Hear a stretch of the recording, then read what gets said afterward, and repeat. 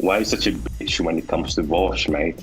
Well, I'm a black nationalist. Those people can literally go fuck themselves to death in a video game because I think it's absolutely disgusting that you would try to insert your political narrative between a parent and them trying to find what's best for their child. We actually have had a debate on forced to vote, and I destroyed you. So our first question comes from Cancel the Communist, and their question is, do you foresee meaningful change over the next few years, or do you expect that politics will remain as divisive as they are today? I think things are going to remain as divisive as they are today. It's something that isn't going to change on its own. It's going to require like some deliberate action by some party, and I don't know if we'll ever agree on like what kind of deliberate action is needed. So I don't really see it changing much. Yeah. Okay. If you could make like, I know you said you don't have any deliberate things, but if you could make like one change that you think would make it like less divisive, could you think of anything at all? Not really, no. The problem is that like people are like very much like dug in ideologically to the sides that they're in. So it kind of like toxifies all of the discourse. Like I could think of a lot of changes that would be fun, but realistically they'd never be implemented. So something like if you're going to tweet and talk about an article, there's like a 2-question quiz you have to take. And if you fail either of the questions, your account is like auto suspended for 30 days until you learn how to read before you talk about things. I like stuff like that, basically stuff to combat misinformation, because I think misinformation is like the number one most toxic aspect of all of the conversations that happen online today. How do you argue against people who say taxation is theft? So the problem with the word theft is that theft carries with it like an unjustification. That like if something is theft, it's by default wrong because it's theft. Kind of like murder. You never say like, is there a justified murder? You know, because murder by its own definition is kind of unjustified. In terms of like, is taxation theft? I mean, like it kind of is. Like somebody's taking something from you that maybe you otherwise wouldn't want taken, but you get something in exchange for your tax dollars. There is some minimum level of buy-in that you need for a society to work. If you don't like it, you kind of have to leave. Taxes are probably required to run society as we want it to be ran. So you kind of agree implicitly by being here that you're going to be paying taxes as well. And then the Purple Project asks, if you could unilaterally change one thing that is prevalent in American culture, what would it be? Does this just have to do with politics or? No, it's just like American culture in general, I guess. If I could change one, I think the most important quality that an individual can have is high self-esteem. So if there's some way to make it so that everybody could be more confident and have higher esteem, I think that would be the number one most important thing that could be changed across the world. But I don't know how much that relates to this particular thing. Yeah. Okay. And then we have Hypertroller asking a quick question, which is a 98% tax rate good? Probably not. It sounds really stupid. There's complicated discussions to have about like the highest marginal tax rate, but 98% sounds really dumb and really high. Yeah. Do you think? Well, what do you think? Like the highest amount of taxation do you think would be like appropriate? I think that taxation, there are no good conversations about tax on the internet because people on the left view tax as a form of punishment. So when they talk about taxes, if billionaires are evil and if taxes are punishment, then the obvious prescription is you need the highest amount of taxes possible to punish billionaires, which is just a brain dead way of approaching tax policy. So in terms of like, what do I think the appropriate tax rate should be? I don't know what the appropriate number should be, but there are some level of programs that we need funded in the United States, and we should tax appropriately in order to fund said programs, with the people at the top obviously paying like predominantly the largest share because they're the ones with most of the money. Okay. Another question from Hypertroller, which is asking, why do you think lefties do not understand the Israeli-Palestine deep level conflict details? I think a lot of people on the internet don't understand the details about anything because nobody really cares about the conflicts. It's more just a way to kind of show like what team you're on. So when it comes to Israel-Palestine, Israel is teams with America and you're anti-America. So basically anything that opposes Israel is good. So that's why you get a lot of people doing these weird things. Where like, well, Hamas isn't that bad, or Hamas and the US are basically the same. Yeah. Yeah. So going off on this, do you think that more people who engage in politics should admit that they haven't researched or are uneducated on a topic, and basically and have more self-reflection? This is by Bink Princess. You'd think that, but not really. You don't really need to be educated on any of these topics because the goal for most people isn't really to give a good take on a topic. Like every single issue that you talk about politically is really just a conduit to show people what team you're on. So like insofar as like do you really need to research Israel-Palestine to know like America bad, everybody against America good? No, you don't really need to research researched that at all. That's why nobody that's talked about Israel-Palestine has talked about the specifics of literally anything related to it. I would wager a guess, and I would actually put money on it, although it's impossible to do it online. Over half the people that talk about Israel-Palestine couldn't find Israel on a map. They don't even know that Palestine is two like distinctly separate territories. They probably think that Gaza Strip is the West Bank because it's to the west of the West Bank. Like it's just a cancerous. It's just cancer, absolute cancer. For anybody that knows, even like even the first paragraph of the Wikipedia entry to any of these like pretty complicated topics would be like cringe as fuck about any of the particular things that are being talked about in these events. But yeah, I mean, like, should people be more well-read in the things to talk about? Yeah, sure, but that's not exciting. That's not fun. That doesn't show people what team you're on, and nobody wants to hear that. So it's much easier to just come in, like Vosh or anybody else, and like swing a hammer and be like, no way, like this is the side that I'm on. So therefore, I'm pro this, and against that, and that. And the reasons are, well, who the fuck knows, right? And that's why I have so many conversations. Like, I think I went over like 2 or 3 different things with Lance, the Surf TV, the last time I talked to him, and he was so indignant about certain things. Like, I thought it was so horrible what Google did about dead names on IDs. Like, really? Like, what were the IDs for? Like, who was it? Google or a subcontractor? Or like, and he didn't know anything about it, but he was so mad about it, right? But the obvious answer is he didn't actually give a fuck about it. It was just another issue for him to like signal to his team about. Or like he tweeted over and over again and came on to talk about like the IBM thing. But it's like, well, when did IBM do this? It's like, oh, it was in 1933. It wasn't during the Holocaust. Oh, we don't know if it was IBM. It might have been a subsidiary of them. Like, they don't know anything about these issues. And I don't understand how people can get really, really, really upset or angry about issues that they don't know anything about, unless it's just like, oh, well, this is my team and it's the other team that I'm mad at, right? It doesn't make any sense to me. Yeah. Yep. All right, let's take some voice questions.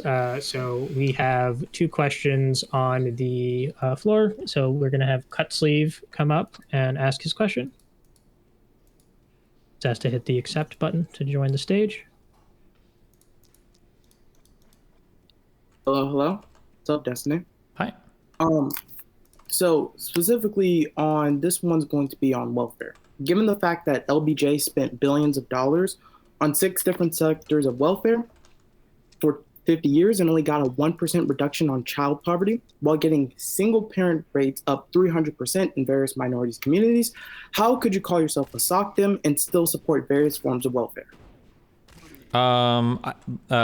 So this is going to sound really mean, but my guess is that these forms of welfare have probably been pretty effective, because anytime somebody comes in with a stat that is so razor focused on like one particular section, it feels like they probably had to cherry pick this particular stat to make an argument. So I don't know if the goal of welfare holistically is to reduce child poverty. It might be that people were moved from very low places of child poverty to higher places of child poverty, or it might be that other forms of welfare, like those used for education or other things, like don't impact child poverty. So for instance, it might be that a lot more people have like reproductive control today. They might like use birth control, they might have abortions or whatever.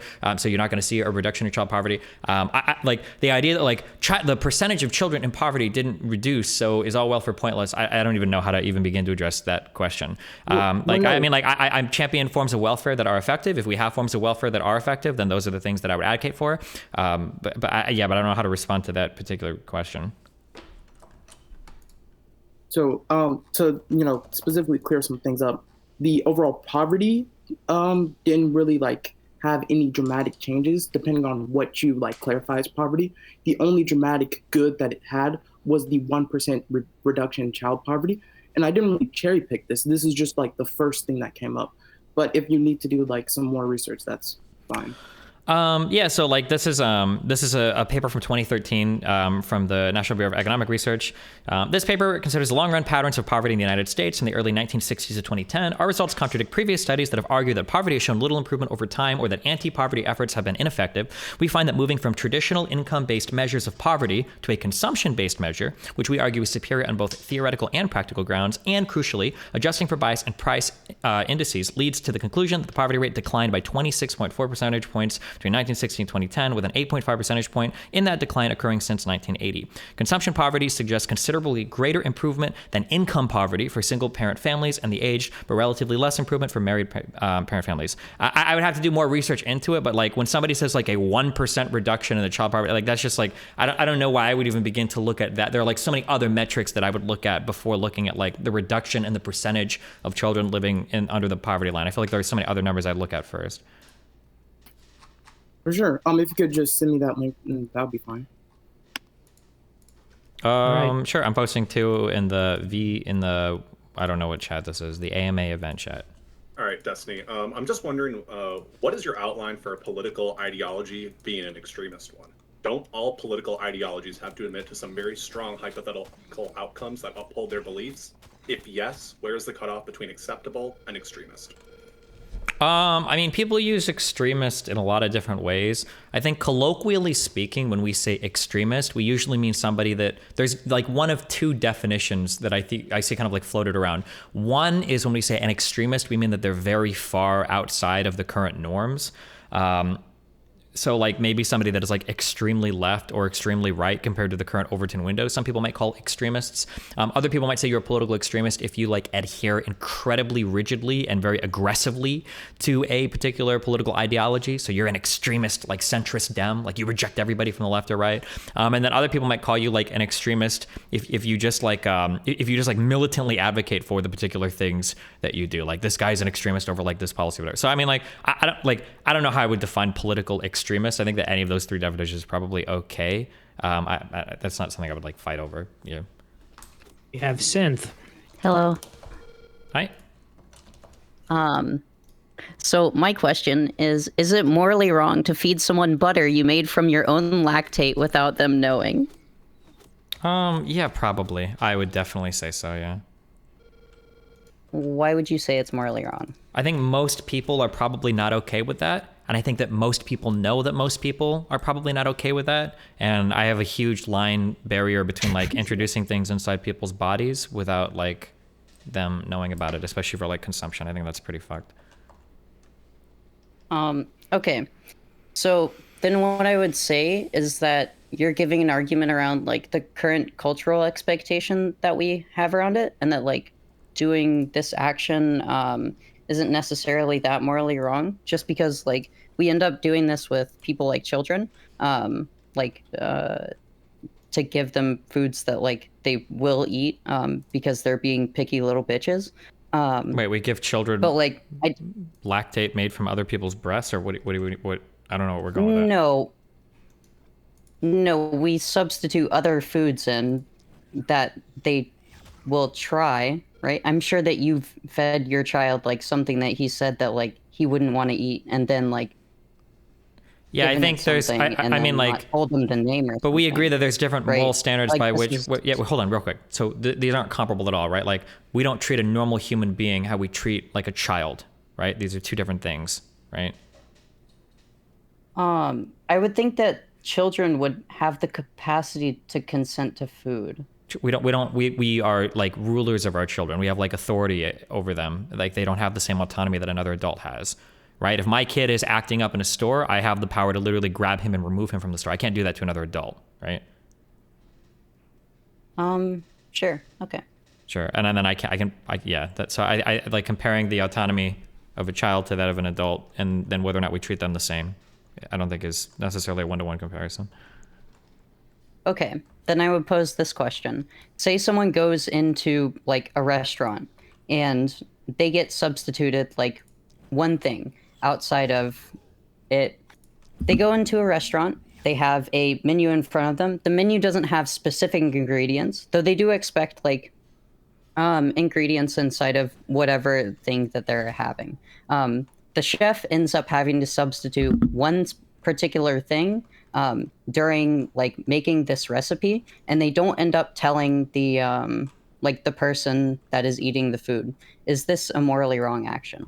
There's going to be like a reasonable level of expectation for what can be substituted, and whether or not it's morally wrong is going to depend on how far they stray from like what is morally acceptable.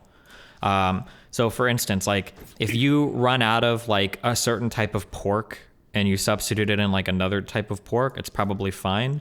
But if you run out of like milk and you start putting in like human cum, it's probably not going to be fine. It's gonna super depend on the type of substitution that has occurred. But I would say that like we currently observe these norms in society. So for instance, if you run out of like a certain type of thing for a dessert, and you probably shouldn't substitute a nut instead, because some people have like peanut allergies. So these are things you'd be aware of. It would just depend on what kind of substitution we're talking about. And I would agree with this, because I would say that like I don't know if there's anything like different apart from like allergen qualities and like just general societal disgust. Apart from like cow's milk or like cow's, I guess, butter and human butter. I don't know what the substantial difference would be between these two things. So the difference isn't going to be other than just like the difference isn't in the material. The difference is in the societal norm. The reason why the societal norm is important is because the societal norm is determining what the other person is kind of consenting to when they enter a particular restaurant. If I'm like behind a girl and I've got my dick out and I'm like, I'm gonna fuck you, is that okay? And she's like, yeah, sure. And then I go immediately balls deep into her asshole. Like, you're kind of raping somebody. Now, you can't go, oh, well, I asked if I could fuck you and it's fine. You're like, okay, fine. But the understanding when I asked that question was I was going to fuck their vagina, not their asshole, right? So when you go into a restaurant and there are maybe substitutions being made, there's going to be like some kind of cultural norm that you're consenting to for a substitution being made there. And if people are swapping out things that are totally outside the norm, you're not looking to say like, well, let's be honest, the consumption of cum isn't going to hurt anybody. You're not going to be hurt by drinking any of this. It's not going to like damage your body. But that's not a valid argument. That's not a moral argument because they're not consenting to that type of consumption before going in. That's far outside the cultural, like reasonable, like norms. Right, and I would argue that you're making a prescriptive statement based on the descriptive, like truths of society in that moment, rather than making an absolute prescriptive statement on that moral, like action. No, I disagree, but. How? Because I am making an absolute statement. I'm just making it at a different level than what you are. So the absolute statement is that you ought not to, you should never substitute something that wouldn't be expected in that particular moment, in that like cultural norm. In like a restaurant or whatever. You should never do that type of substitution. The absolute specific statement isn't going to be about the actual individual products that could be substituted. It's going to be about the types of products that could be substituted. So for instance, let's say like in a kitchen, let's say that they have like, they offer you ham and they run out of like pork ham and they substitute turkey ham or vice versa, something like that, right? That'd be fine. But if you went to like a place in like a high concentration Jewish area or something like that and you substituted like turkey ham for like pork ham, well, now you're doing something like that's probably wrong and you violated a norm here. Even though you might substitute the exact same type of product, well, in one sense it's okay and in another sense it's wrong, but we're still following the exact same moral guideline. It's about what like cultural norms are in any particular area that you're substituting the product in. And also, this isn't the best example. If somebody substituted like turkey with ham, that's probably not a great thing ever. But like, I'm just saying that there is an absolute value. Yeah. Then I would say that like this. So I would create this hypothetical, and bear with me, it's going to be kind of fucking ridiculous.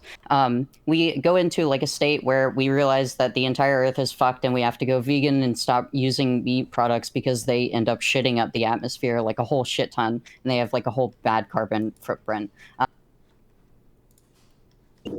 God, okay. I'm pulling the plug on that. Destiny, if you would compromise on Prop 13 and have it give protection for a shorter period of time so people can gain some of the benefit of their property value increasing without being overburdened on their taxes. Gain what benefit? Some of the benefit of their property value increasing without being overburdened on their taxes.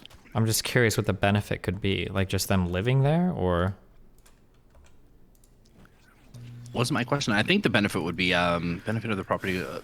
Probably the property taxes increasing with the increase in the property value. Yeah, I don't know what benefit, unless we're talking about like getting like a home equity loan or something. I don't know what the benefit is that they'd be getting. Fair. Okay, we have another question from Sassafras, which is, how has the alt-right, far-right online changed over the last couple of years? And is there any far-righties you find worthy to debate now? I don't know. A lot of them kind of seem to be gone now, so I don't really know how they've changed much because I don't see them very much anymore. In terms of like worthy to debate, I mean, like there's still like a lot of like pretty talented debaters in that part of the world, or like on that internet. Like Nick Fuentes would probably be challenging still. But yeah, I don't know that many alt-writers anymore because it feels like most of them are kind of gone now. All right. And then we have another question from Neo Morai, and her question is, do you think people like her who are attempting to run for office should hold firm on defending things we've said on Twitch or Twitter, or should we worry about it haunting us down the line? I mean, that super depends on what you've said. I can't. You're talking about like kids, that's probably something you disown. But if it's like a slightly racier position on like foreign affairs or something, like I don't know, I mean, if you're trying to get elected, you should probably do what you need to do to get elected. Like that would be like the most important thing, because past that, really nothing else you'd say or do matters, right? That would be my guess. All right. We have a question from Wordy. So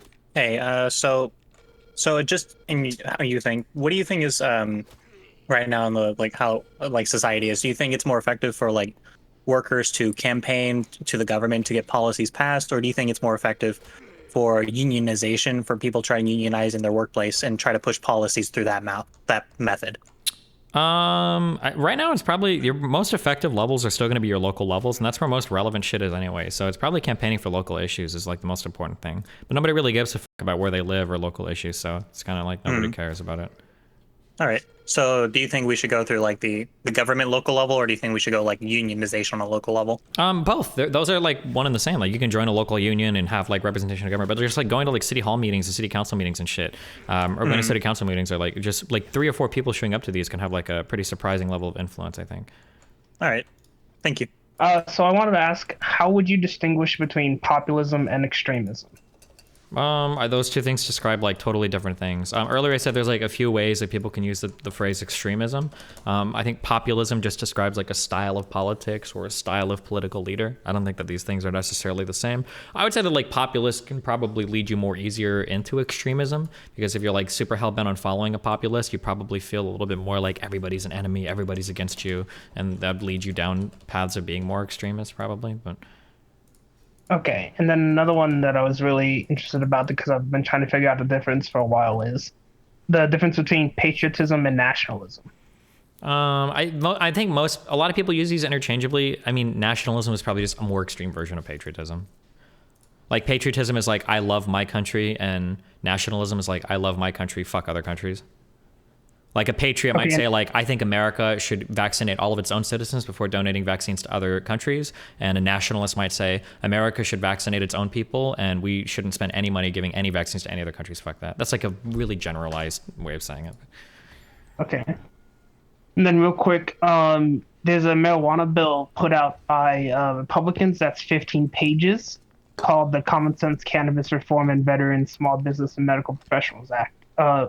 If you had time to look over this, do you think you would support marijuana legislation put forward by Republicans? I mean, anything relating to legalizing marijuana, I would almost certainly support. Yeah, of course.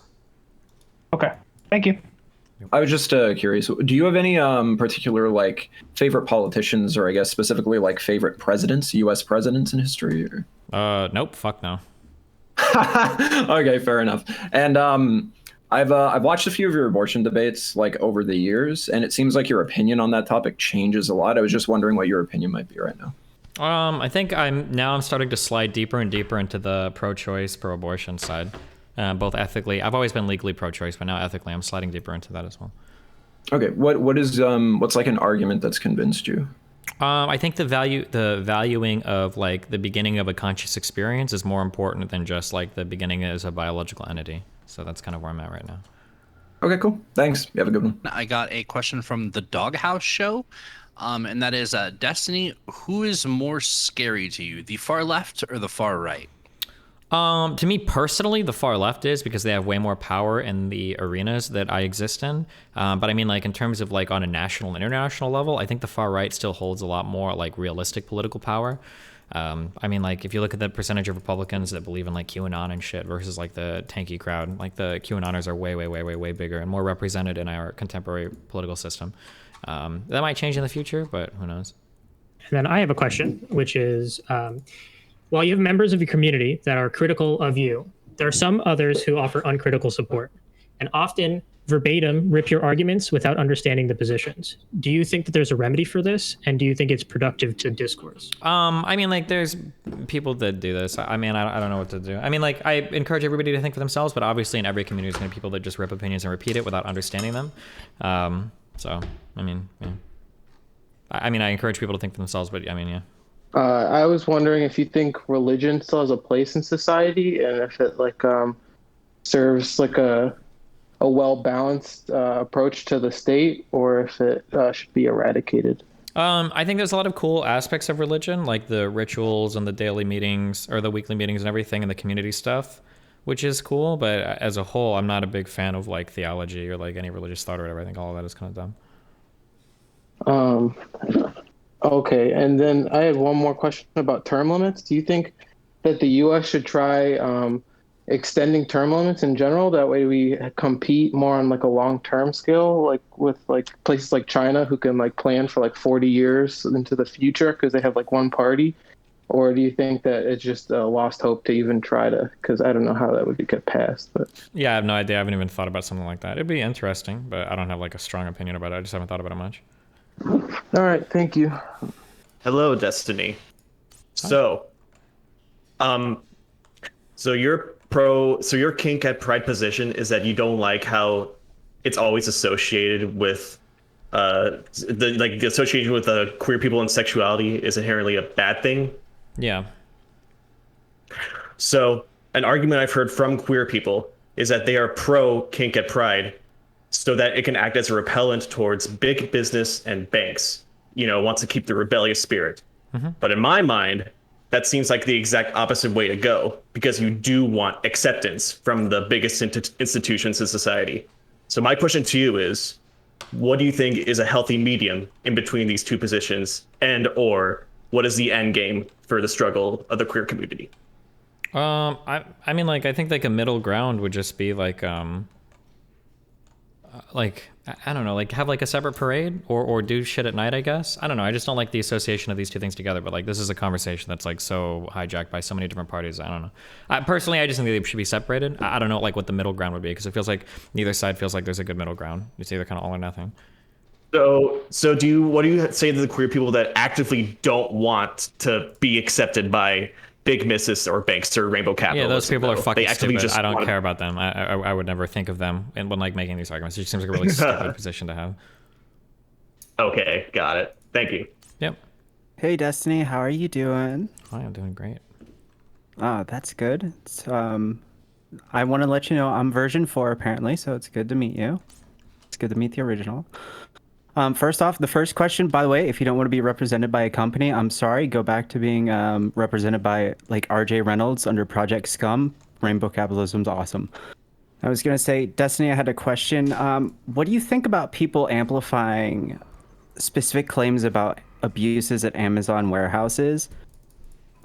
When most of the time they're dug into, it seems to be that it's mostly like drivers who don't have places to stop because there's no gas stations within like rural areas, and that we don't hold like the same accountability for like truck bombs full of like piss to like Teamsters and things like that. Yeah, I mean, I don't know. I wish that people do. I think that there's so many people and there's so many stories that it's really easy to paint a huge narrative about any particular thing. I wish people would be a little bit more careful of it. But this is just our current media environment, and Twitter like plays so much into it. So I really don't know.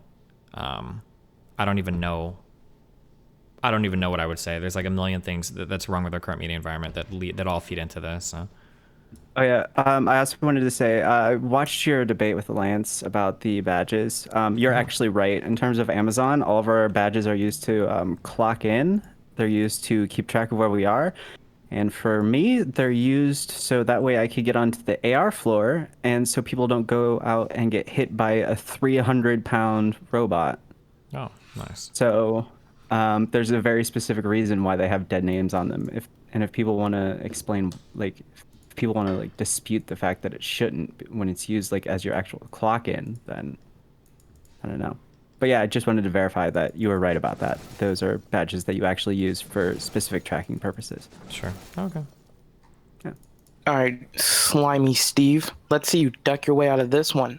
My second question is about critical race theory. I see no use in it. It seems like they list a bunch of obvious tenets and use it to disguise their disgusting behavior. So my question to you is, what's the difference between teaching slavery in a normal class and teaching it in a way that critical race theories would like be approved of, like teaching it using the critical race theory lens? I mean, my understanding is that, I mean, like critical race theory is just like another way to look at like parts of U.S. history. What, like, is there like a more specific or what? Wait, I can't get more specific than this. If someone's teaching slavery in a normal class and you have a critical race theorist teacher, what's going to be the difference? It seems like they list a bunch of So the difference might be that like a normal teaching might say that like, oh, well, in the South, they really wanted to increase their production of crops, and when the North wanted to take their slaves away from them, it was a really big economic issue, and that's the reason why they fought the Civil War. Whereas like maybe somebody from a critical race theorist lens would say like, okay, well, let's look at some of the individual accounts of these people. Does it really seem like it was just an economic issue? And then, using a different approach, they might come to different conclusions about why that changed. Or let's say somebody with, is it critical legal theory? Might analyze like Brown v. Board of Education, right? Oh, cool. Well, the Supreme Court, like in a vacuum, they just completely one day had a totally different opinion about the 14th Amendment and how it applied to education. Like they totally changed their mind. It was crazy with no legal precedents, right? So a legal scholar or somebody looking at it from like a critical legal theory lens might look at that and they're not really getting the full picture. Whereas a critical race theorist might say, well, hold on. Well, let's take a look at this from a different lens. Let's look at this in a more racialized way. Maybe there are some other things going on in the United States that led to that decision being made the way that it did. Our first way of looking at it doesn't really explain the full picture. Here's another tool that we can use to look at it to get maybe a more holistic explanation of what happened. My problem is it seems like history is already taught in a pretty racialized way, right? It's not the difference between a critical race theorist teacher and a normal teacher. It's the difference between a good teacher and a great teacher. The great teacher that I had already taught these same things, like Brown v. Board of Education, and like these simple things in a racial lens. Like they've already been taught these things, and this is already happening. It doesn't seem like there's much of a difference now that critical race theory is in play. So it's either ineffective or it's using to disguise other discussing behaviors outlined by the right. Hold on. So this is kind of surprising to me, and I was kind of looking at different polling data, but it seems to be like fairly true. I think right now the on average estimate is anywhere from 40 to 50% of people in the United States, or at least high school students, believe that the Civil War was fought over states' rights. And then there's a whole bunch of other questions related to like the percentage of people that thought that the original northern colonies and the 13 colonies, they didn't believe that they were slave owners. So there's a lot of stuff that is apparently being missed in our current education system about like the historical realities in the United States in regards to the Civil War or slavery or race. So, I mean, it seems like we need to have another way of viewing this because right now is not cutting it. Yeah, that's fine if you feel that way. All right. Do you think marijuana will be federally recreational legal in Biden's presidency? I don't know. Hopefully, but who knows? It'd be cool if it was, though. But it doesn't seem like this is part of the big national conversation right now. And I don't know if Democrats want to spend time fighting over that particular issue when there's a lot more on the board right now to fight over. Okay. And then we have two more questions from chat. So we have Java Bolt, who says, why do you think the far right has been particularly successful in recruiting new members? I think Trump helped a lot. But now with Trump gone, we're going to see what that looks like. Because it might be that with Trump gone, now that's not going to be the case. So who knows? But Trump definitely was like a breath, I think a new recruitment drive for the Republican Party for sure. And then Defnod asks, if a person consents to an action, understanding the negative consequences to that action, how liable are they morally for those consequences? Where is the line drawn? I mean, they'd be pretty liable, I would imagine, no? What is this in relation to? I'll see if I get a response from him to see what it's in relation to. So he said, like if a woman goes outside and doesn't want to be raped, but it's more likely if she does wearing a certain type of clothing, how morally responsible is she? That's the question that was asked. So when we look at, anytime we speak about moral responsibility, we are looking at things through the lens of a moral agent. So you don't have a moral responsibility when the moral responsibility would talk on the person performing an act that we want to deem moral or immoral. So like the guy doing the raping would be immoral every time. Is it immoral to subject yourself to potential harm when another agent could make an immoral decision? Probably not. I don't think we generally say that.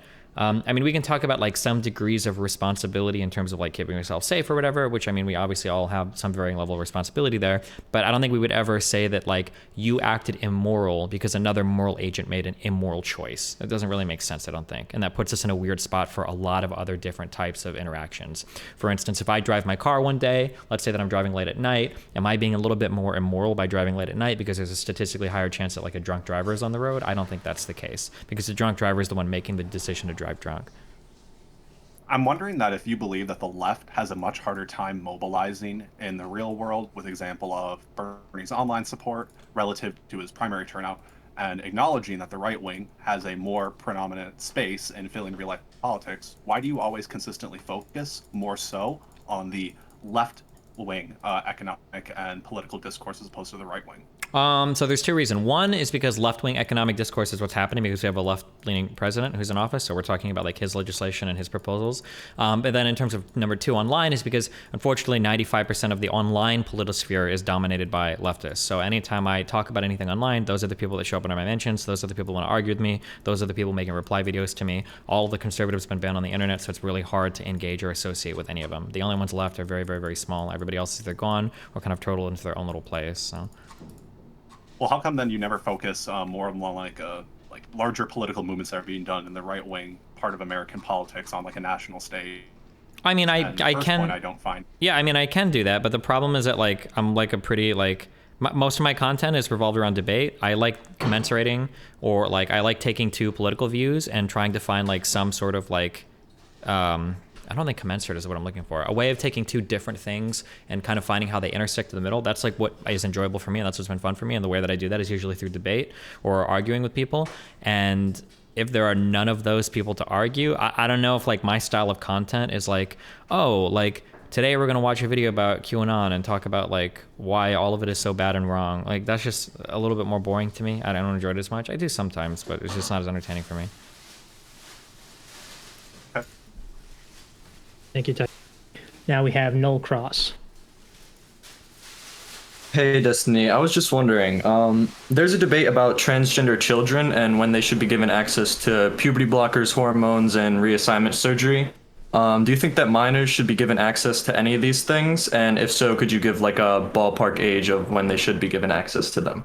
So I think that in terms of minors having access to this kind of stuff, I think that we literally just test it and follow the science. I think that people that are trying to make political prescriptions over this are abhorrent and fucking disgusting, and I don't think that they should give their opinions on probably anything. They should just stay online and do whatever dumb irrelevant shit they want. The decision between how to treat your child with some sort of medical problem or some sort of psychological problem should be a decision that exists between parents and their children's doctors, and that conversation should be informed by the science. When people try to say like this shouldn't happen because I disagree with that or that or that, those people can literally go fuck themselves to death in a video game, because I think it's absolutely disgusting that you would try to insert your political narrative between a parent and them trying to find what's best for their child. So I'm not going to ballpark it. I know that the research has gone back and forth on whether or not children should have access to drugs for like puberty blockers and whatnot. I think the APA's position is still that it's positive with the approval of a therapist, but I think was it Sweden or another country decided to step back on that because they're trying different things. So I mean, like, it's up to parents, doctors, and their children to figure out what they think is best, and that discussion should be informed by the science and not like a political narrative. All right, thank you. I think I've heard you say in the past that you thought that the far left would see a fall like the skeptics did a few years ago. Could you attribute like any time frame to when that would happen? Just extremists get bored online. People get together, they circle about their things, and then inevitably they self-destruct for a variety of reasons. The left, I think we said this a long time ago, has an insane amount of purity testing, and they've purity tested every single person out of their movement. A lot of the positions that they take online are just kind of like comical or are so extreme that they're like beyond parody at this point. You've seen like the breadtube subreddit is completely dead. There are still like a few pretty big like left-leaning breadtube people, but I think for a while it started to look like there was going to be like 24 new big breadtube-esque like YouTubers that have come up, but it seems like after the election a lot of it fell off. They kind of lost their main person to hate Trump. They don't really have any strong policy positions or desire to discuss those things, so they just kind of like pop up every now and then when there's like some, I guess, liberal to shit on or whatever. But it seems like it's largely kind of like starting to fall out. I don't know what the next big thing is going to be. We're still coming on or off of like the big like hip socialist stage. That's probably going to continue for a little bit, but at least like the really far left leaning shit doesn't look like it's getting any more steam online. It looks like it's starting to lose some steam. So.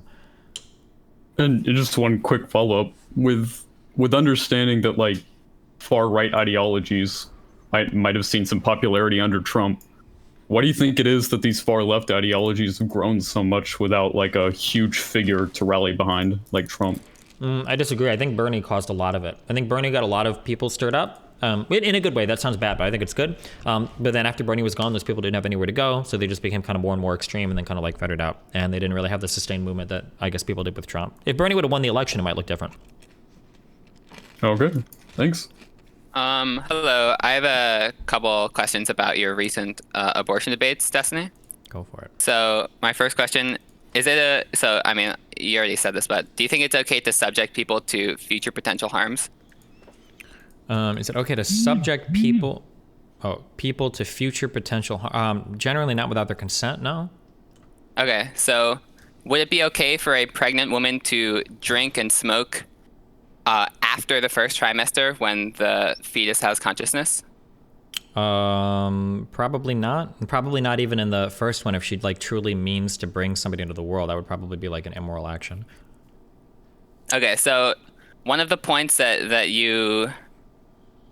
Okay, yeah, so if you're going to concede that, one of the points you made in both of the debates was that, like, how can you do a future potential harm to a person that doesn't even exist, or a person that doesn't even have consciousness or whatever?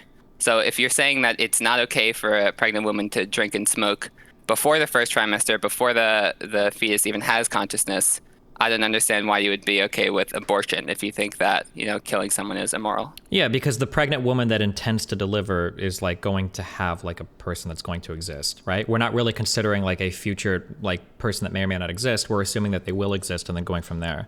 So like if a person plans to have an abortion for a first trimester baby and she does it, like no conscious being was ever created, like it wasn't there. So that's fine. Like there's nothing there to protect. But if somebody fully intends to carry through with the pregnancy, but they're doing things that are going to harm that person once they're born, I mean, we can argue that like I think that's an immoral action. So it is the case that you can do future potential harms to something that does not exist yet, right? Future potential harms to something that does not exist. Yeah. I mean, like maybe if you fully intend to make that thing come into existence and you're not going to do anything to stop it, then I guess we could. So why does it even matter? If you understand that there will be future beings that will be harmed by a particular action you do, like why can't we just recognize that as a future potential harm? Because you're committing because that future potential harm is being committed by a thing that actually has a conscious experience. It's being committed against something that has a conscious experience. When you have an abortion, there is nothing being harmed. When you drink while you're pregnant and then deliver a baby, you are harming something that will come into existence. Like, or rather, when it is existing, it is being harmed. So for an abortion, for a first trimester abortion, nothing is being harmed. If you're drinking in the first trimester, nothing is also being harmed. But once you've allowed that thing to now develop a conscious experience, now you're contributing to its harm. Okay, I've heard you make this similar claim about like global warming. So you said before that you don't see any arguments against or like pollution and stuff. You don't see an argument against polluting other than it affecting like you and people who exist now. Well, I see it really hard to buy people into concepts once they're dead. I don't know how you do that. That's really hard. But I don't think that's comparable to this necessarily, because we're not talking about somebody caring about somebody past their death. No, well, like future people that will exist. Yeah, like having a shitty planet and stuff. Sure. Yeah, I don't know how you buy somebody, but that person's going to be dead when those people exist. So I don't know how you get that person roped into caring about them. Yeah, I don't know what the answer to that is. Oh, so you're not making a moral claim on that. You're just saying it's like it would be difficult to convince people to stop. Or even morally, I don't know how you do it. Like, let's say there's one person is alive and he can push a button to kill the entire human population. He's on his deathbed and he can push a button to kill the entire human population to extend his life by 1 hour. I don't know how you argue that person shouldn't do that because they're going to be dead at any point. Why do they care? I don't know what the answer to that question is. Or I don't know if there's an answer to that question. It's kind of like scratching around like the edges of like human morality. I don't see how that's any different from the pregnant woman like smoking and drinking in the first trimester. Like there will be people that exist later. If you want to argue that like you don't. The only way to make this comparable is if the only way to make this comparable is if the pregnant woman was going to give birth after she was dead. For future people that exist past her death, that's a different thing. So maybe if the mom was like, so to make your thing comparable, let's say that the mom has like terminal like cancer and she's going to die in 2 months and then the baby's going to be put in an incubator. At that point, I don't know how you tell the mom like, don't smoke, like your future kid that you're never going to see, that you're going to be dead before they're born might be. I don't know how you, then it would be similar. But the mom is going to, go ahead. Making rational decisions is not the same as making moral decisions. Nothing we're talking about has anything to do with rational decisions. I don't know what you mean by that. No, but why would it matter if I die and then actions I did harm other people? Why would that affect the morality of it? Well, what? Because why ought it be immoral for you to do things to people once you're dead? Well, why ought it be immoral to do things to people when I'm alive? I don't see what the difference is there. I mean, it gets into your meta-ethical framework, I guess. For me, it's because it's usually bad to do things to people while you're alive because people do bad things to other people and the whole world kind of like falls apart and fucks up. But you don't give a fuck if the whole world falls apart and fucks up once you're dead. So I don't know. But this is like, now we're in like meta-ethics. Yeah. So like, what is the Okay. nature of goodness? I don't know what the answer to that is. Like, Can I ask one more quick question? Sure. So another thing you made, this is more on the Tyler Blumman one, is that, or I guess you made it in both, but you said that you don't see a real reason to believe that the beginning of life is at conception or consciousness, so you don't think it's okay to force that morality onto other people, and that's why you're 100% for abortion legally. Yeah. Do you think it's okay to force like your morality onto other people? I see this argument a lot for people who are... Depends on what type of morality we're talking about. I would argue that there's probably going to be some layers of morality that is okay enforcing on other people because it's literally necessary for society to survive. So, yeah.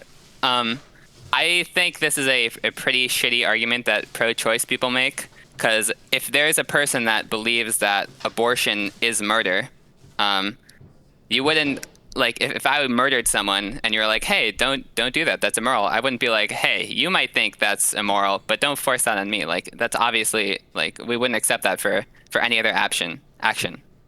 So I think pro-choice people should stop making that argument. Do you have any thoughts on that? I mean, maybe it depends. There's like a million more horrible things I can see in a pro-life world. The idea that you're like enslaving a woman who might not believe that she's got like a thing in her body that's alive, to like that she has to carry it to term. The idea that if a woman has a 50% chance of dying during pregnancy, she is morally obligated to carry that baby to term, even if she dies, as long as the baby's going to survive, because you're at least getting one living thing out of that operation. Like people would have to be concerned right now about like the literal holocausting or genociding of fetuses right now as women accidentally like miscarriage and shit. We should like do all we can to stop that from happening, because millions of children are accidentally, like peed out when a woman sits on the toilet and, leaks out her fucking miscarriage that she doesn't even aware. Like there's like so many more weirder things that come from that. The idea that we have to enforce some types of morality on people and you're basically telling some person to be okay with murder, like this is a very particular type of murder. If we call it murder, I think that this type of murder won't cause society to fall apart, even if you believe it's murder. Much the same that if you were somebody that believed hardcore in the sanctity of life and disagreed with euthanasia, that type of murder also wouldn't be the kind of murder that destroys society either. Old people wanted to kill themselves because they thought that their lives were over, whatever. Like I think that there are some things that we're gonna have to come together and agree on. So yeah. Okay, I can see what you're saying, but I guess like that argument that like it's my decision to like do whatever or not, like no religious person who believes that life begins at conception and they believe that having an abortion is morally the same as killing another human being, like they're never going to be convinced by that. It just doesn't make any sense. Sure, I agree with you. I don't debate on that level of like, so I never talk about like the woman's autonomy or any dumb shit like that either, because the question is, when do we consider like the fetus having attained like personhood or getting moral like consideration? That's really the only thing that matters. I agree with you otherwise, because yeah, if somebody's like, oh well, it's my body, my choice, like that's stupid. You could use the same argument to like murder like a 2-year-old, right? I agree exactly, with you. Yeah, sure, I agree with that. All right. Thank you very much. You're still wrong about the Electoral College, by the way. Okay. All right. What is your stance on viewing constitutional rights as negative versus positive rights? Is a negative right something that you have until the government takes it from you, and a positive right is something you only get if a right is doled out to you specifically? Is that the difference between the two? So, not quite. A negative rights are more like things the government cannot do, and positive rights are things that are like conferred upon you. It's close. Not quite the same, but close. Okay, what is the question? Like, should things be viewed more in like a negative right sense versus like a positive right sense, or like, or is there more like varying levels to it? I mean, don't we do Don't we do both? Like depending on the right we do, right? So like Like we a would say, positive the right Second would be Amendment- like a positive right. You need like a driver's license to drive, and then like a negative right is like no unwarranted search and seizure or something, right? Yeah, stuff like that. And then like with diminishing rights, can we really call diminishing rights rights at all? What does diminishing rights mean? All right, so like for example, regarding abortion is viewed as a right. However, it's viewed as a right in the context of viability. And as like technology increases, viability would diminish to like a near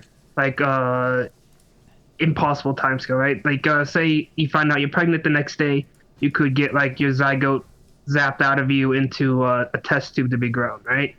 So what kind of a right I don't make the viability argument for abortion. I think that's a weird one. Yeah, because then basically things get the right to live based on where your medical technology is, and it's not like we're trying to save fetuses via triage or something. So yeah. All right, and then in your view, is Scalia a fascist? No, I haven't seen any reason to think he's a fascist. So no. All right. Should the assassin subclass for rogues be revamped?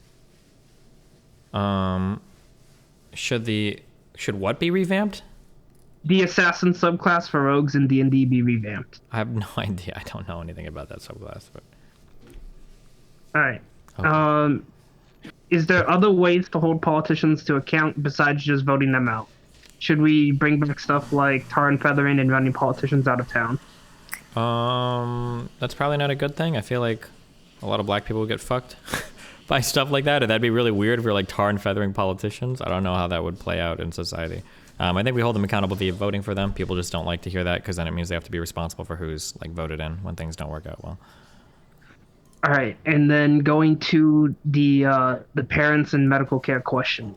Given that locations like DC have passed policies to allow children to get like vaccines and medical care without parental knowledge, should there be laws that prevent parents from being excluded again from their child's medical care?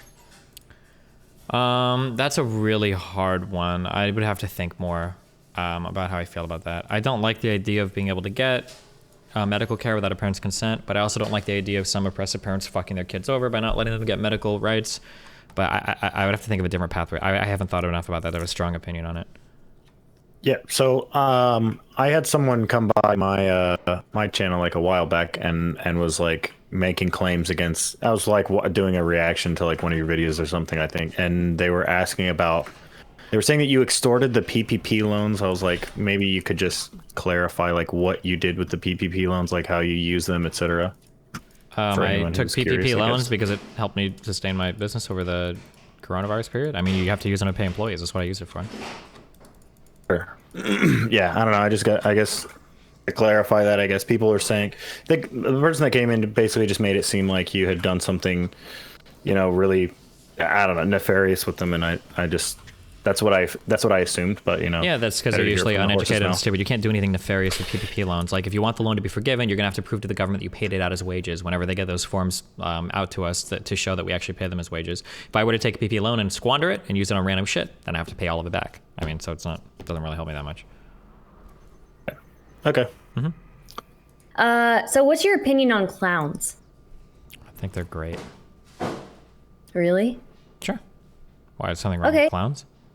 No, nothing's okay. So like the whole creepy clown trope that's like super, super popular now.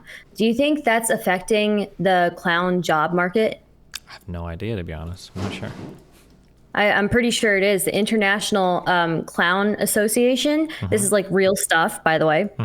They basically every time a horror movie comes out featuring a clown,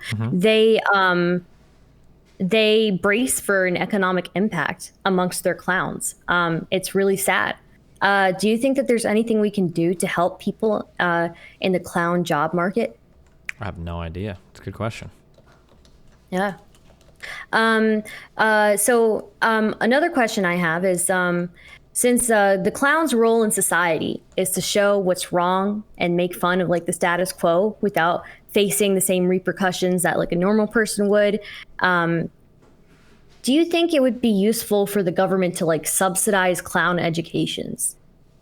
Maybe they should do that. Yeah. Yeah, yeah. Okay, another question. This, do you think races in video games or like D&D are kind of problematic or racist? No, I think we should be able to handle fictional races without people like getting super mad and thinking that it's like real life racism. I think that's a little silly.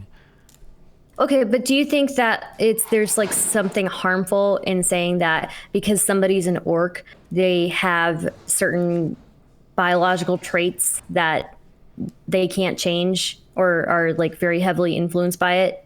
No, I think it's okay. I think we should be able to have orcs without thinking that orcs are like black people, or that if we can be racist against orcs, we can be racist against Hispanic people. There. Or like, I think that's a silly argument. I don't buy into that.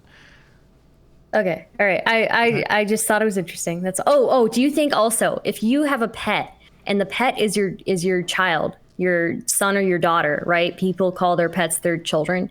Do you think that it's inappropriate that some people kiss their pets on the mouth? Because I think it's a little inappropriate. Yeah, that might be inappropriate. Yeah. We'll have to get someone to look at that, yeah. Okay. All right, thank you, Stardust. Thank you.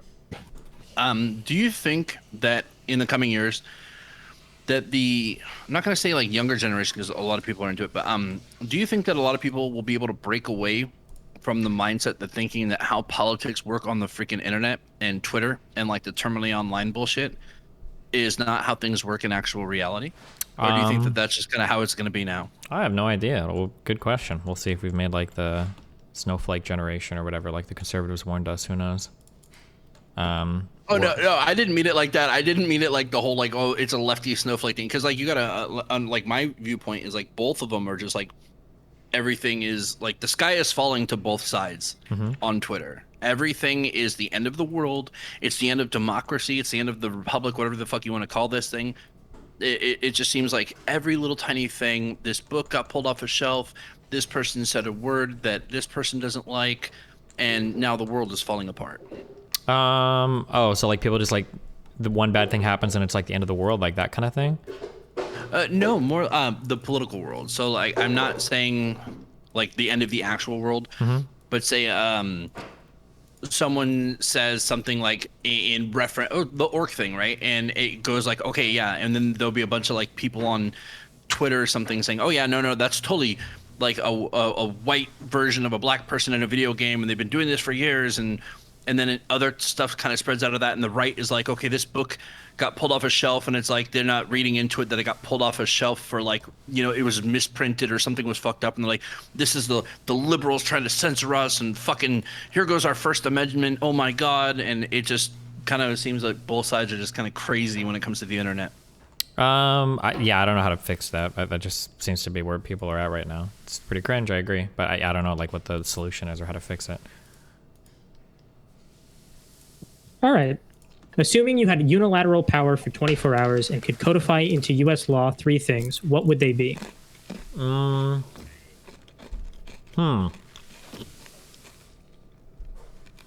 Number one is everything having to do with the war on drugs gets completely and totally reset. So, like, legalization of probably all drugs. Fuck it. So, that's number one. Number two is, I'm going to say fuck it, mandatory voting. Absolutely. And then number three, okay, war on drugs is really dumb. Mandatory voting, get more poor people voting, fuck yeah. Number three, I'm trying to think if it's something welfare related or something healthcare related. I'd say like a public option or like single payer healthcare maybe would probably be number three.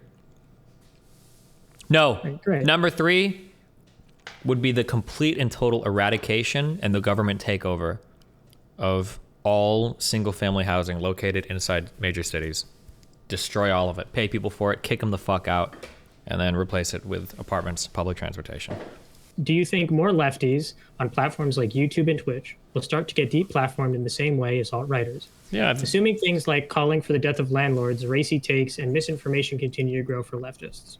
Yeah, I mean, I think you've already kind of started to see them deplatforming themselves. Like all the infighting and all of them like fighting amongst themselves over like what they should be doing or shouldn't be doing and all that shit. So, I mean, I think we're already kind of seeing it. In terms of like the stuff like the kill all landlords and stuff, We've actually almost kind of started to see that as well. The lady that gave a speech at Yale about the critical race theory stuff was talking about how like anytime she saw a white person, she just wanted to like take out a revolver and unload or whatever. And I think she got fired from her job for those comments. That was probably a little bit too far for her. Yeah. Right. And then we have a quick one. Can suicide be morally right? Yeah, I mean, it could be, sure. Yeah, that's a really open-ended. Almost anything could be morally right. Like, I mean, depends. I mean, I don't think anybody should kill themselves, ideally, but. I just wanted to lighten the mood here a little bit because everything seems to be about like politics and everything else. So I want to know, is there any like Twitch streamers that aren't around anymore that you miss or like that you miss interacting with, or that you wish would come back to the platform? Like, I know that we always joke about like mind waves essentially like being fried out, but still. Yeah, I mean, I definitely miss like mind waves and kind of what he did, but maybe it's just like the shit show of all the politics or whatever. I think it would have been really funny to have gotten Reckful's perspective on like the whole GME thing. Although I don't think he's coming back to Twitch. All of the old StarCraft guys, I think, were really funny. So like Idra or like In Control or like, Artosis is still streaming, thankfully. Like, I think that some of those older, like Naniwa, like if I could, like my dream would be seeing people like Naniwa and Idra forced to grind like ranked League of Legends would probably be the funniest fucking thing I could ever think of in my entire life. Yeah, fuck. I think 3 of my biggest are actually dead people. Reckful during the Jimmy thing would have been so fucking funny to get his take on everything. Holy shit. I think Total Biscuit's takes on stuff now, just with the whole like the gaming culture and everything now, would I think be really interesting to hear about. And then I guess In Control for my D&D campaign, because he bailed on me for that too. So, but yeah. Real quick, by the way, Mindwave says thank you for giving him a shout out. Oh yeah, no problem. Or I guess them. Yeah. He quit. I don't know why he quit again. I'd have to go back and find out. He just went live right now. And also, Destiny, how do you feel about people calling you daddy? It's a little bit weird. But I don't know what else to say about that. I don't think people call me daddy very often, so I don't think I have a strong opinion about that. Hey, Destiny. Hello? Given that political extremism is a problem on both ends of the spectrum, do you think these people can be reached out and saved? Or do you think once you want to start rolling out the guillotines or overthrowing an election, they're too far gone? And if they can be saved, what do you think is a good first step? I don't know what the first step is, but people can definitely be saved because I don't think people feel that strongly about any things they talk about. I think most people could be saved. I think I took a lot of people that were very, very far right, and unfortunately I moved them like very, very far left. So like if you take these people that used to be alt-righters that are now like tankies, I mean, obviously their political opinions can be moved around a lot because I don't think they super care that much or are like super married to the political ideas they have. So yeah, I think people can definitely be saved. Thank you.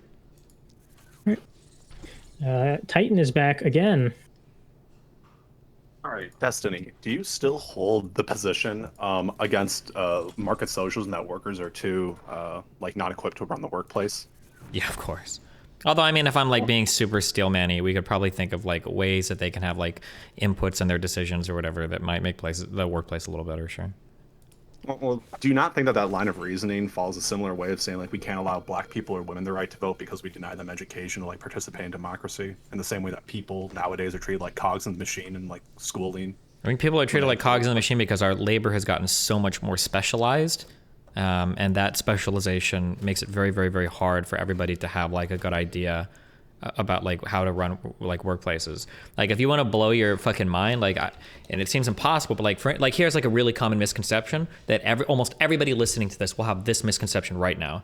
Everybody that works in like computer programming knows a lot about computers. There are legitimately like a ton of programmers that don't know the difference between like AMD or fucking NVIDIA.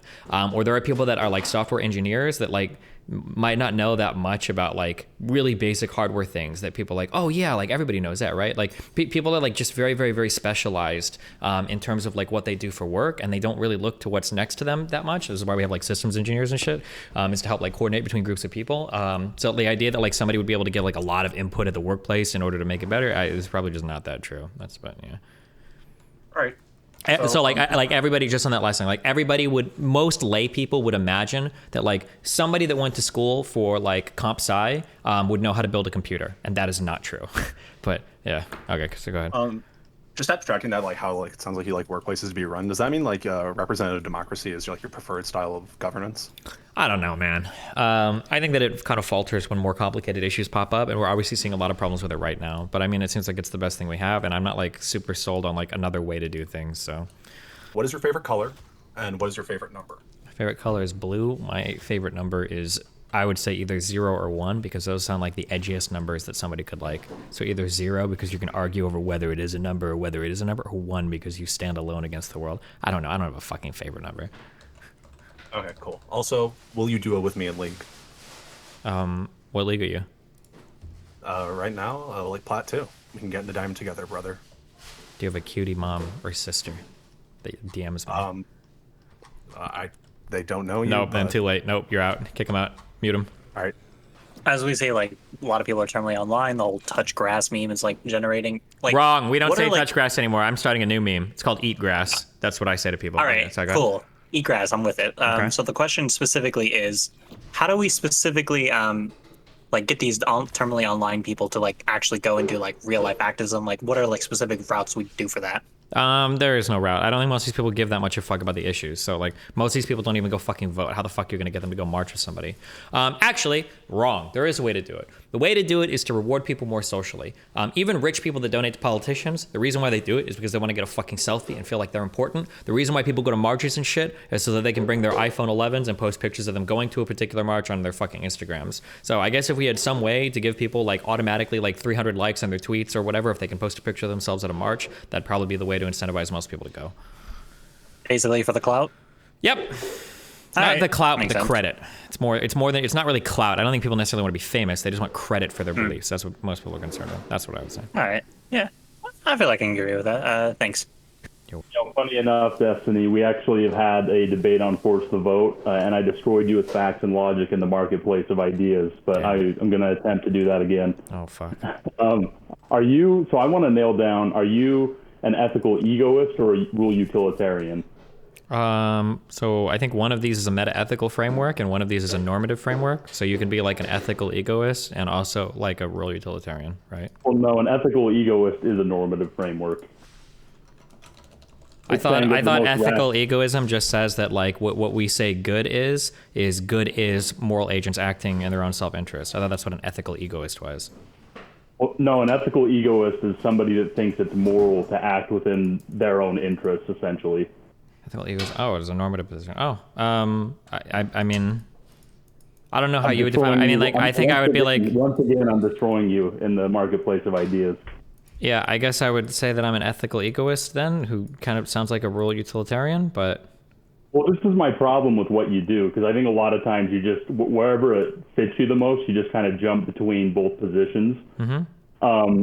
And so, well, tell me, like, because you can't be both. You have to be one or the other. Yeah, right? so this is the reason why I like specifically avoid like getting like weeded down into like philosophy debates. If somebody wants to actually argue philosophy, that's fine. But usually people don't care about like philosophy or anything. They just want to find a label so that they can hammer you with it. So like when you say like this is what you do, you go back and forth. If you feel like I've been inconsistent on a topic or an issue, you can feel free to point out like, hey, like you believe this thing, but it has to be more than just like you're inconsistent because the definition that you use for egoism here doesn't match the definition that you use here. If you feel like there's a position that I'm contrary on, then feel free to point that out. We can talk about that. But I'm not gonna like get in the weeds over the semantical like definition of like a normative ethical position.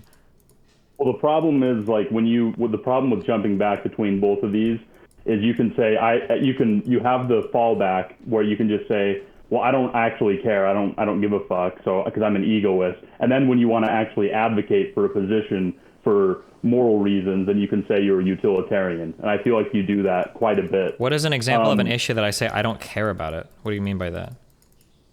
Let's go. Animal ethics would be the main one that you do this in. Yeah, but isn't this more like a meta-ethical position on like, do we consider goodness like the stance of whether or not an animal ought to be considered like morally worthwhile or not? Like, well, yeah, but the problem is that, so you, like, for example, with the abortion thing, you'll say that a fetus, even if it only has a small amount of sentience, is required to some amount of moral consideration. then when you make the same argument about animals, because sentience is essentially what we're talking about in both cases, then you'll jump back to some contractarian standpoint. Well, I have no idea. No, not at all. I don't jump back there at all. I don't know if animals have sentience. I have no idea if that's the case. Well, that's because now, but you don't know if humans have sentience either. I mean, I can make like a reasonable inference that like I have make some reasonable influence for animals too. You can say that, but I would disagree. I think that there's on what grounds do you disagree with that? Because there's a bigger stretch to assume that animals have sentience like ours, rather than to just say that other humans have sentience like my own. Because I am a human. I can't. If I can't explain that to you, you're in debate lord mode, and you need to take a deep breath. No, not at all. Do you think that it's irrational to believe that a human mind is going to be more like my own than an animal mind? Do you think that that's a leap of faith for me to take? No, not that necessarily, but I'm asking you why exactly. What's the reason that would be the case? Because we have identical structures in our brains, and whatever consciousness arises from seems to be something related to the interaction of those structures. Sure, that makes sense. So if an animal's brain structure was, how similar would it have to be to a I have human? no idea, because we don't have a working theory of where conscious emerges from. And that's totally fair. So wouldn't you err on the side of believing that animals are sentient? No, why would I do that? Know? Because you should err on the side of caution, right? No. Like, for example, before, wait, why? Okay, you need to justify that. I will right now. So if you said, I don't believe that black people's brains are like mine, and obviously now we have the data and the information to be able to say that they are exactly like ours, but before we had that data, why should people not have erred on the side of that they were more like ours than they might even think? So this argument doesn't work because I can posit 50 other things where maybe we should have erred on the side of caution here, but we obviously shouldn't have because it was stupid. Like, for instance, I've seen people get shocked to death by electricity outside, so maybe we should err on the side of caution and never use electricity. Like, that doesn't really make any... That's not like that argument doesn't logically follow. No, but the difference is that on one hand, that not ever using electricity again would do demonstrable harm. On the other hand, with animal ethics, you're literally sacrificing your taste buds. That's it. I mean, like, you can write it off as your taste buds. I don't know why vegans continue to make this disingenuous argument, because if it was so easy, then the whole world would be vegan by now. So you must realize the absurdity of what you're saying. It's just your taste buds, right? Wait. No, it is just your taste. It literally, in America. Well, in that case, this argument is pointless because in 3 years I'll be vegan. We'll all be vegan. It's just our taste buds. Who cares, right?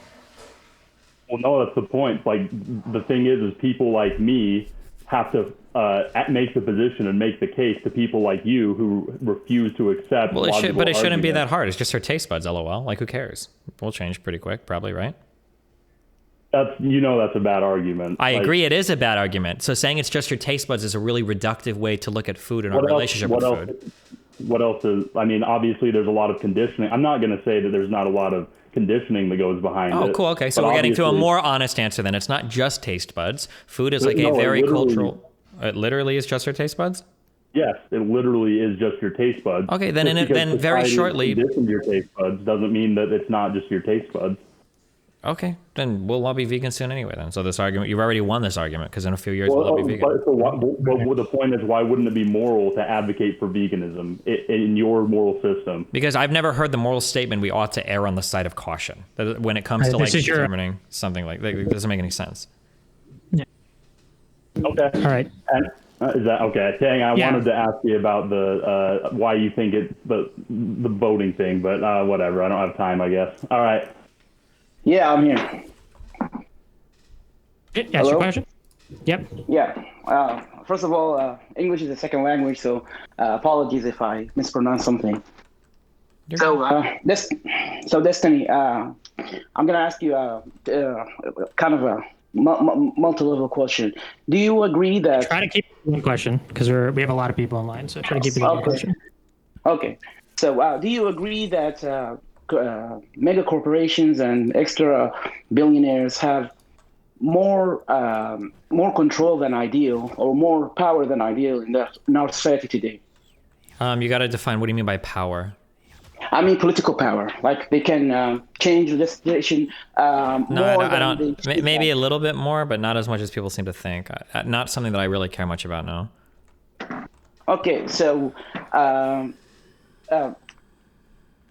what policies do you think but you agree that it's not ideal?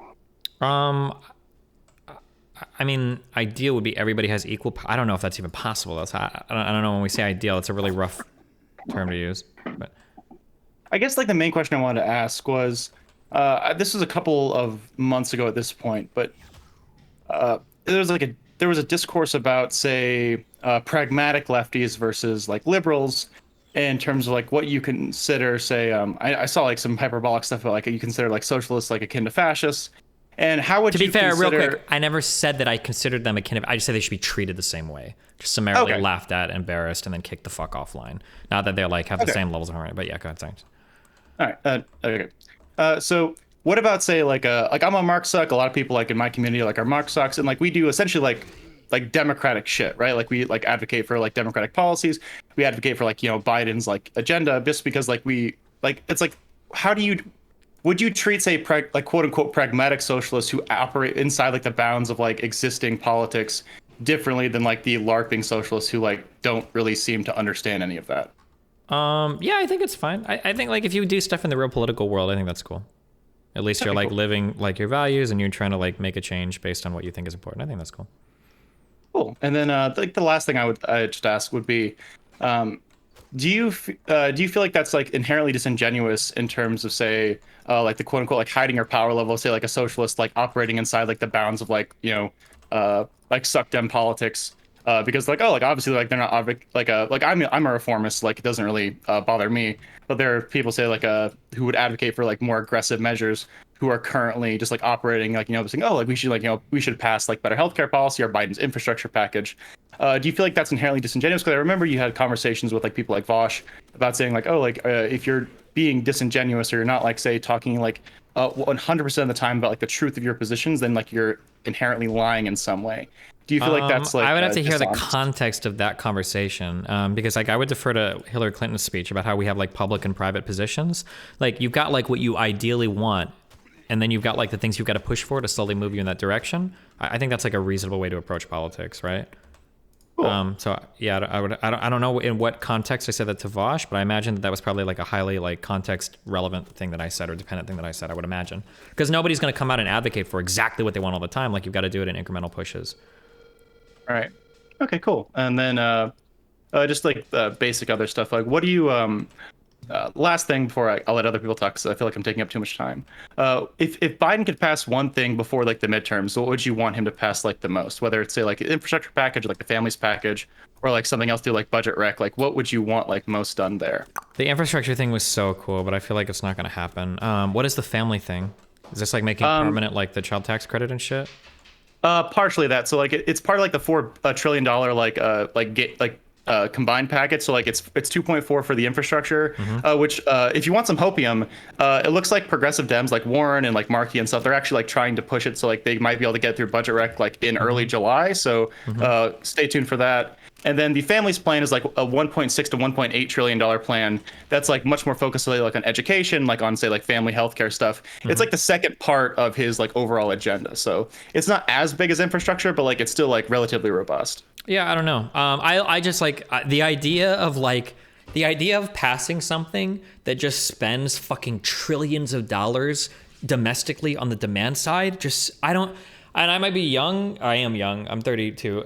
I don't know in my lifetime if something like that has happened.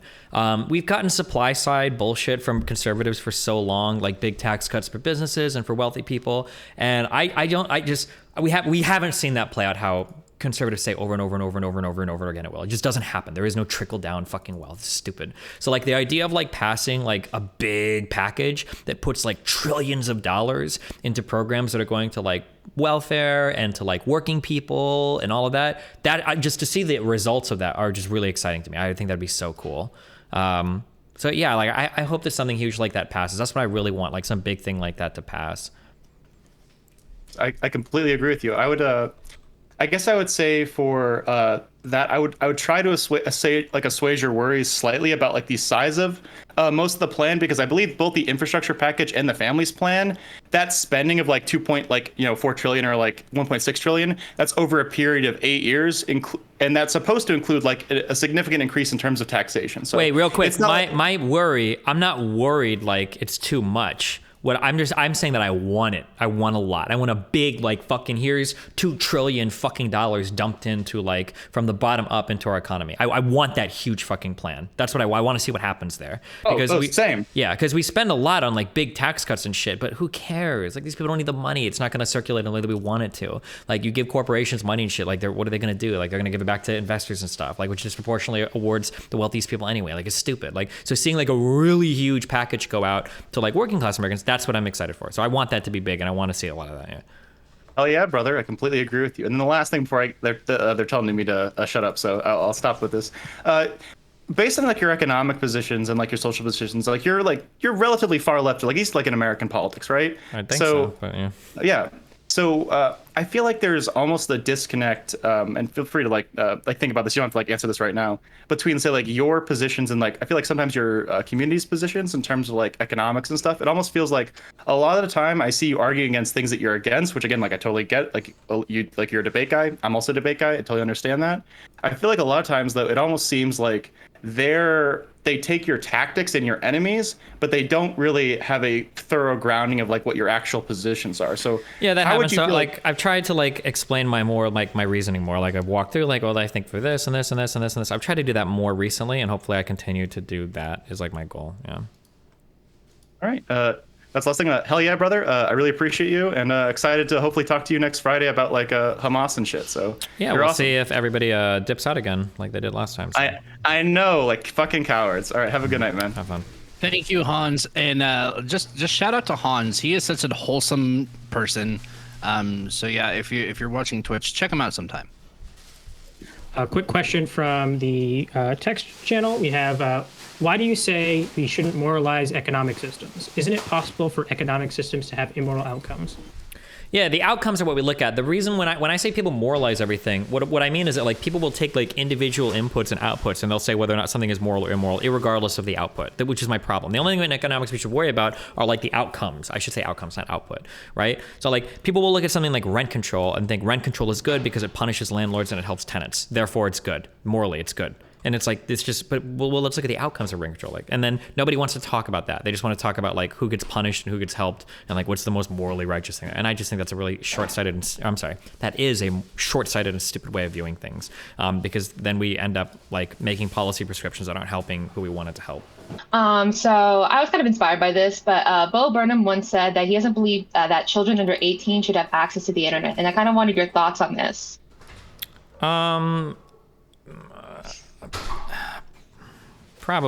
They probably should. It's just like such an integral part of our world. The idea of like not having access to the internet. I would have to think a lot about that. There's like so many repercussions related to that. My whole life was built on the internet growing up. So the idea of like not having had access, but maybe no, I mean that's fine. Maybe I would have been better off otherwise. It's hard. It's really hard for me to evaluate. I'm not sure. I'd have to think a lot about that.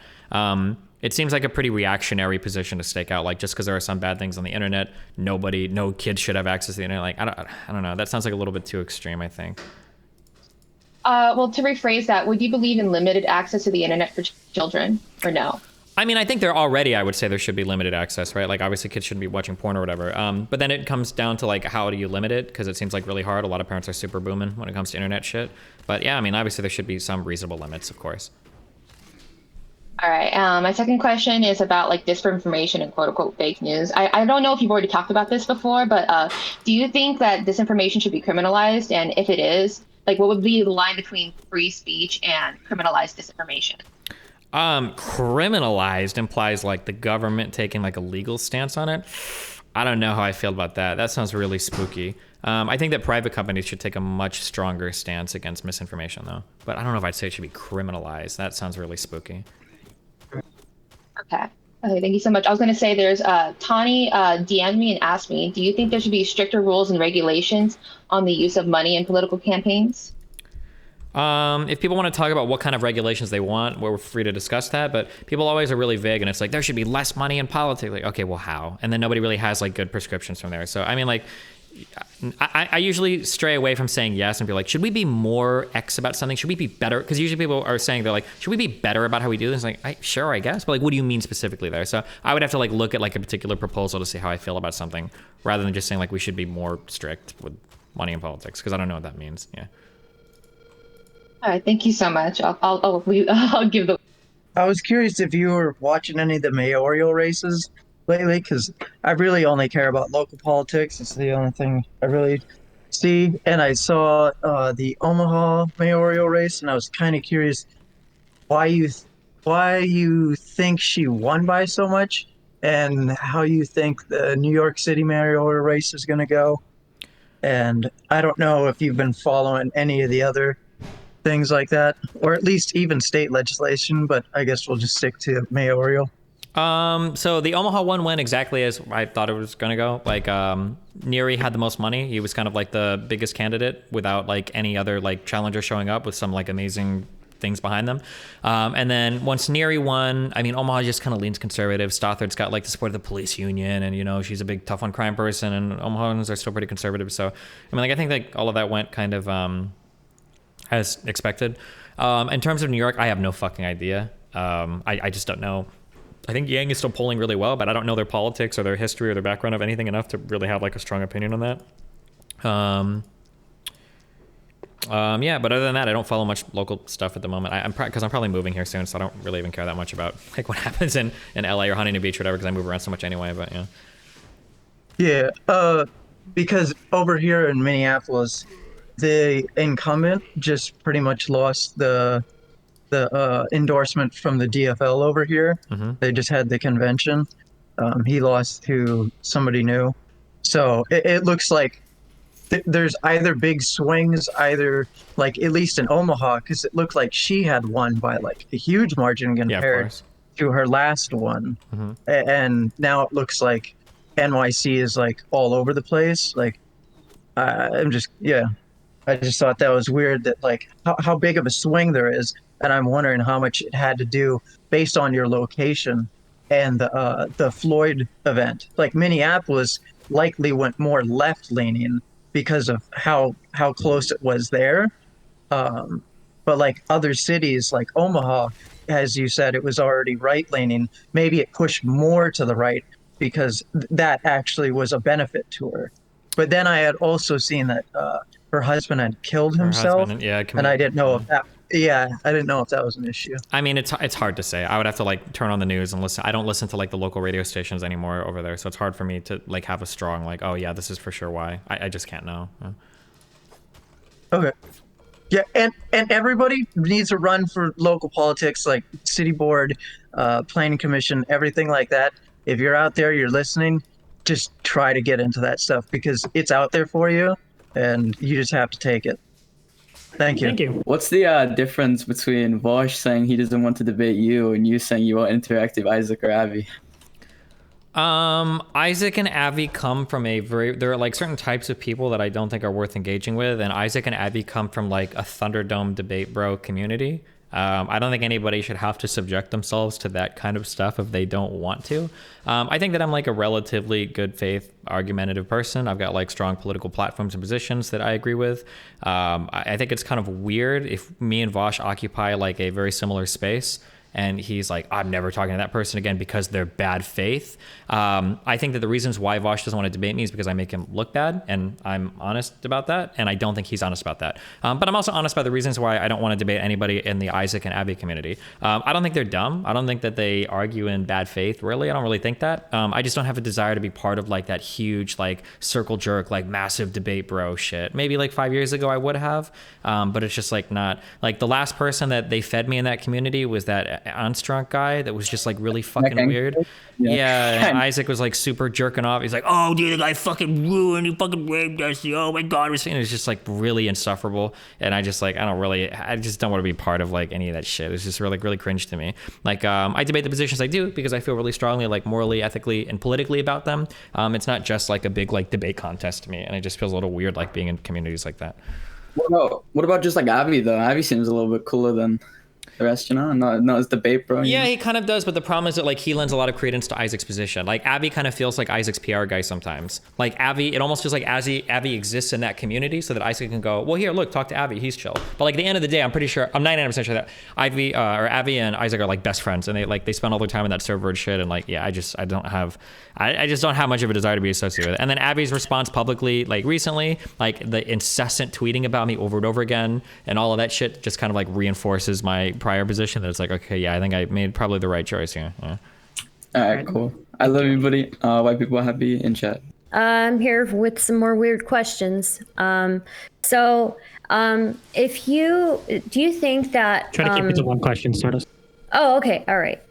So if you're light-skinned, right, and you get a very, very dark tan, is there a point in which it becomes like problematic? And what is the dividing line between deep artificial tanning and brown face or black face?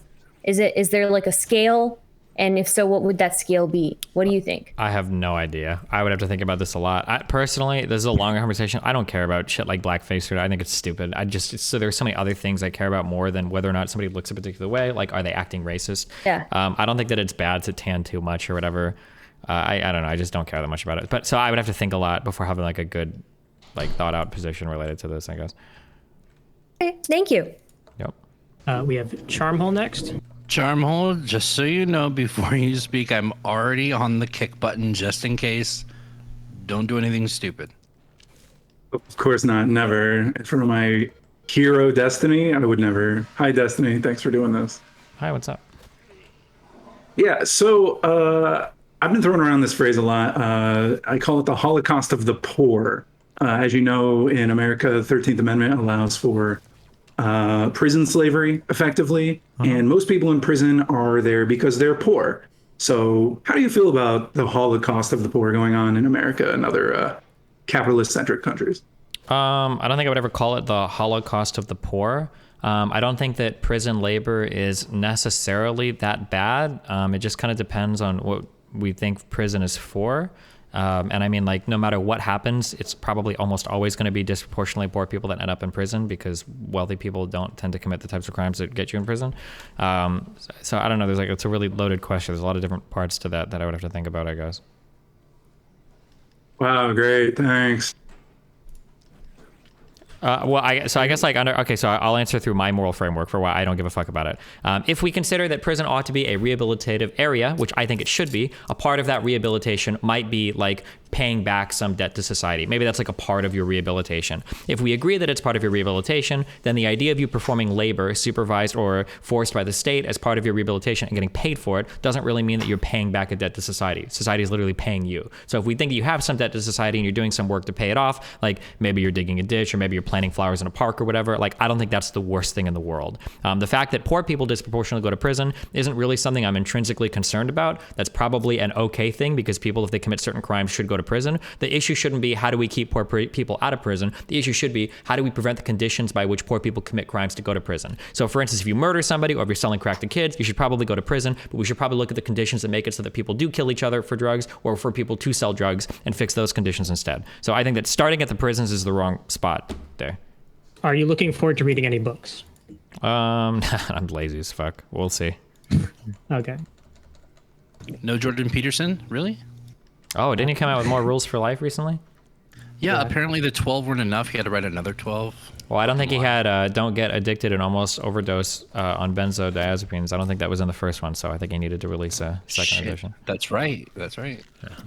I had like kind of a thought experiment, I guess, that I wanted to ask. So like, let's assume that we're living in a society where crime happens and we worry about it, and the more crimes we solve, the better outcomes we have.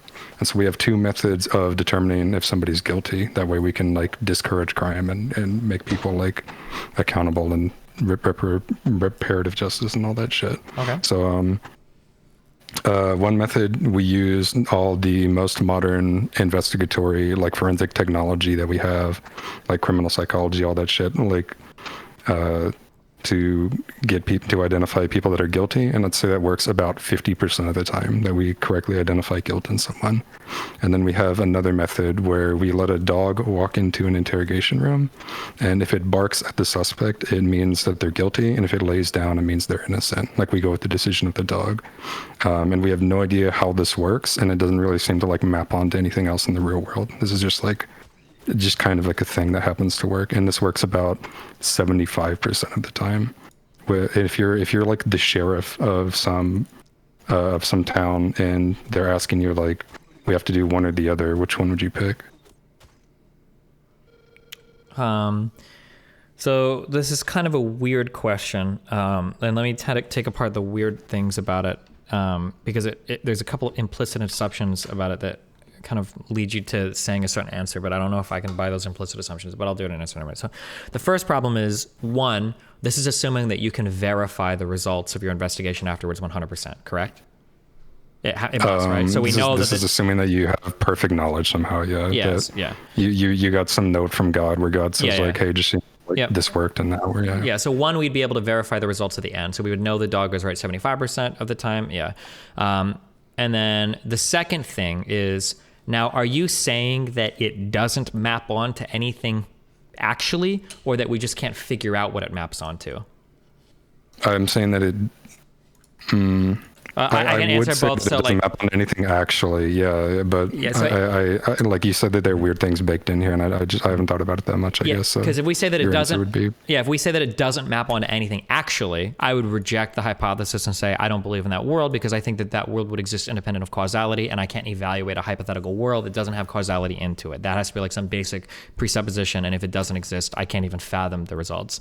If we say that it does map onto something, but we assume it maps onto something, but we just don't know, then I'd say, well, we should probably go with the dog until we can figure out what it maps onto, would be what I would say.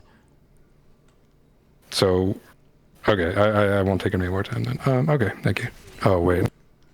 Yeah, so I was thinking about this whenever somebody asked basically like if people can change, like what is your opinion on, like, kind of in the same vein, like the future of like the Republican Party, like as far as like their ability to like reform or like rediscover the more like traditional Republican Party again, like Eisenhower, Tom Dewey, like you're asking me like Roosevelt, this is like Lincoln, etc. Like the $1 billion political question. I have no idea what the answer is. Everybody across the world really is looking to see what the new Republican Party is going to look like. Nobody has any idea. The big question right now is are Republicans eventually going to abandon Trump?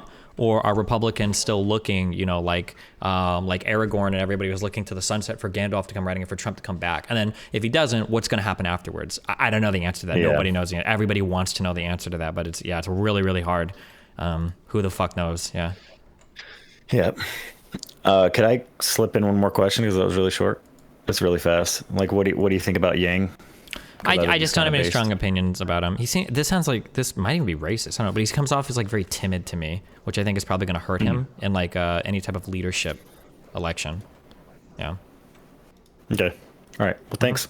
Okay. Bye. You've probably answered this a million times, but what harm do you think that neo-pronouns cause?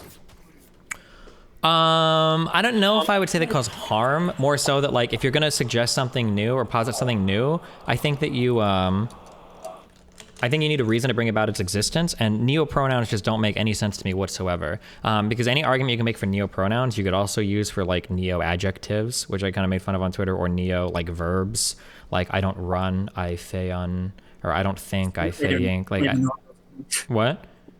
I don't even know what those are. Well, I just made that up, right? But I'm just saying, yeah, like pronouns are literally used in place of names to like refer to people, and if you or refer to anything really, right, that doesn't have a proper name. But if you start making neo-pronouns and people can make their own neo-pronouns, you basically created another set of proper nouns. It just doesn't make any sense. Like I don't understand the point of neo-pronouns. Just seem really silly to me. Would you be willing to look at like the societal consequences of it and then like make a later judgment? I don't know. Like, if there's like, are we assuming there's some societal output where it's like, oh look, well we did neo-pronouns and now it was like immensely beneficial for those people?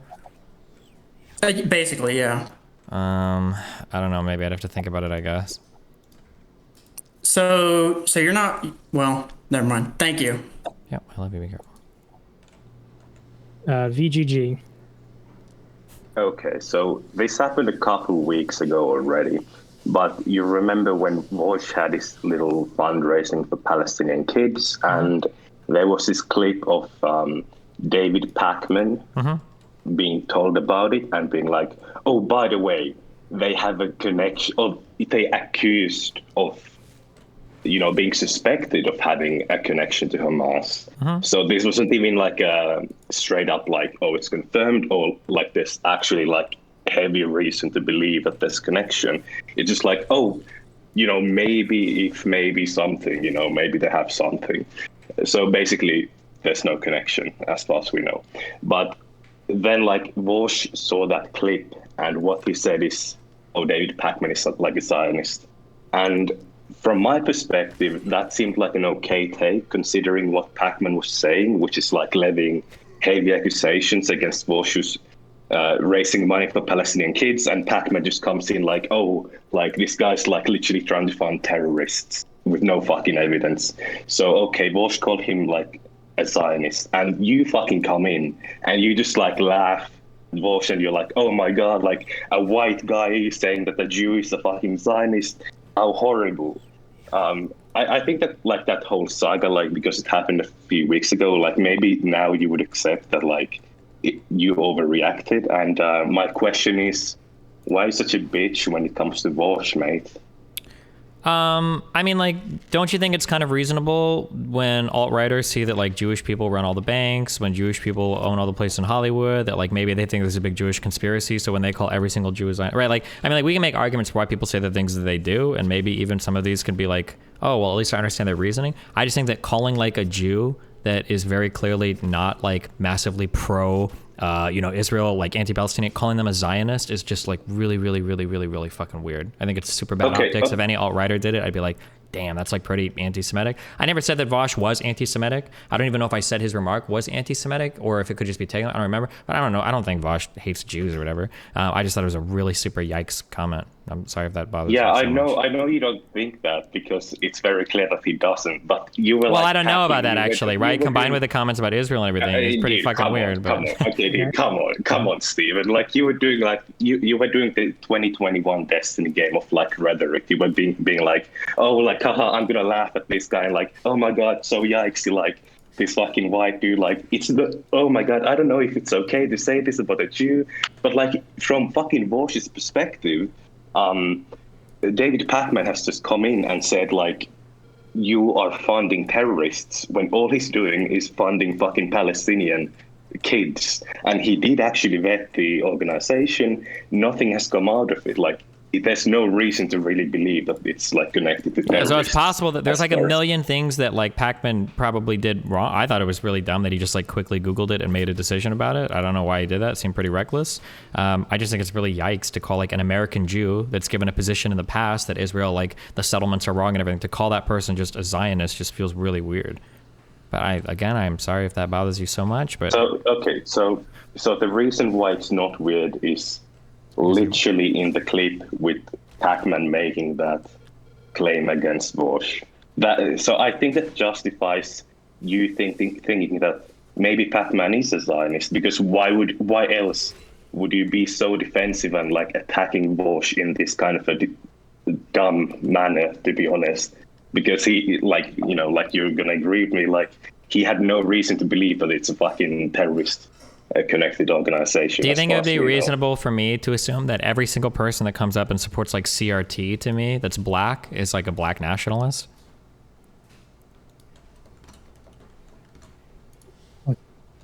Wait, let him answer that. Don't kick him out. Let him answer that. Okay, give me a second. I gotta add him back. Oh, fuck. You kick. There we go. He's back. Then it cut off. Yeah, like, so let's say any black person that talks to me about CRT, could I like say that they're a black nationalist?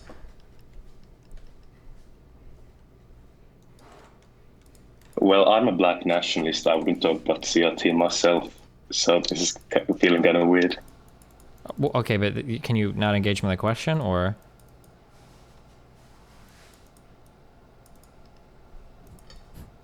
Okay. I tried.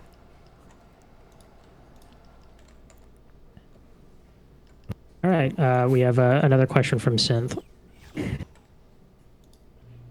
So I'm just wondering, is Italian race play like a strange kink to have, given I don't really have much connection to my culture? So like if someone was fucking me and they had like pasta on my back. So, I guess since I'm the last question, just wondering that if you think that you shouldn't moralize economic like means of production, then why?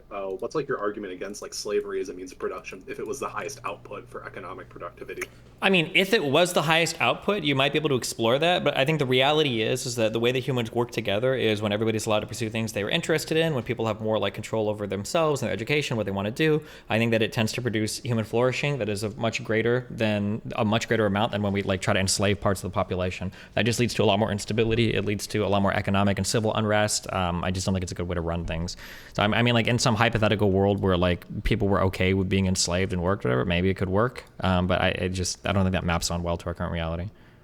Why do you care about like the morality of it if it was the highest productivity for your means? If it was the highest productivity, sure, but it's not. It's not at all. So I'm sorry, I said map onto our morality. What I meant to say is map onto our reality. Like it doesn't seem to be the case that people are happy being enslaved for a long time and produce better than if they were like left to their own devices to kind of like work and everything.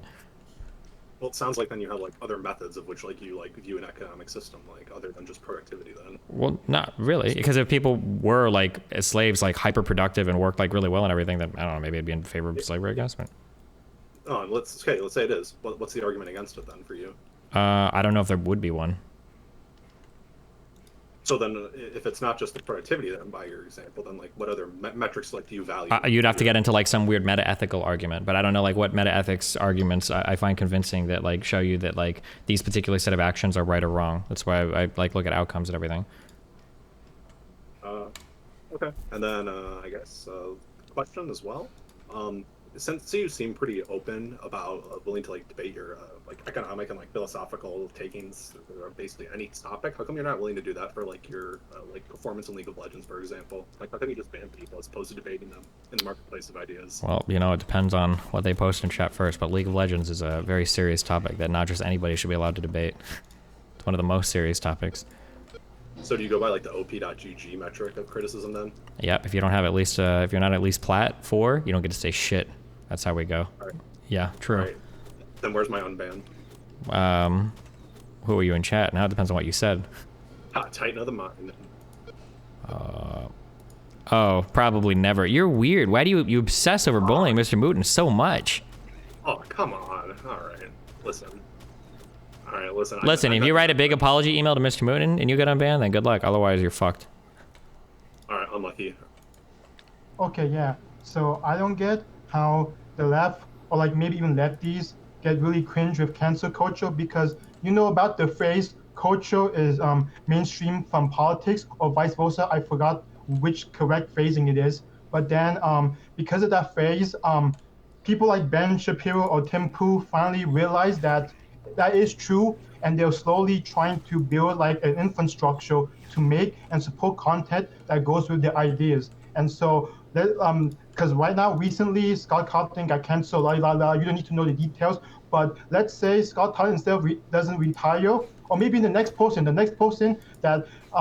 lefties that they don't touch grass, they say, hey, you're conservative, I'm going to cancel you. They decide, hey, you're right, politics is mainstream from culture, Ben Shapiro or whoever, can you please help support me? And then boom, you're going to get, because that happened with Gina Carano, and now Ben Shapiro wants to be a movie producer.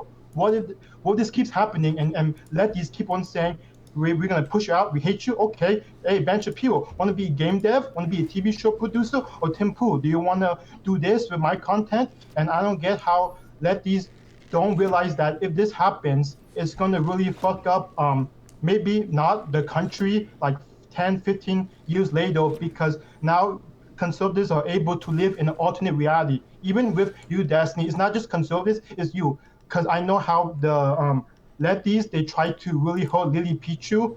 Let's say they finally were evil enough to cancel Lily Pichu. She goes up to you, say, hey, I can't get subscribers anymore. Can you help me? And says, sure, here, this is all my my infrastructure on how to stream while not be able to make money on Twitch. And boom, you just made a omni-liberal offline TV. And I don't see how lefties realize this is a bad thing for not even anybody. They're saying that if you force people to make their own culture, you people won't be able to get the same reality. And do you think that's dangerous? Do you think that's going to really mess up once they realize, hey, I don't need to look at liberals because we finally made our own infrastructure?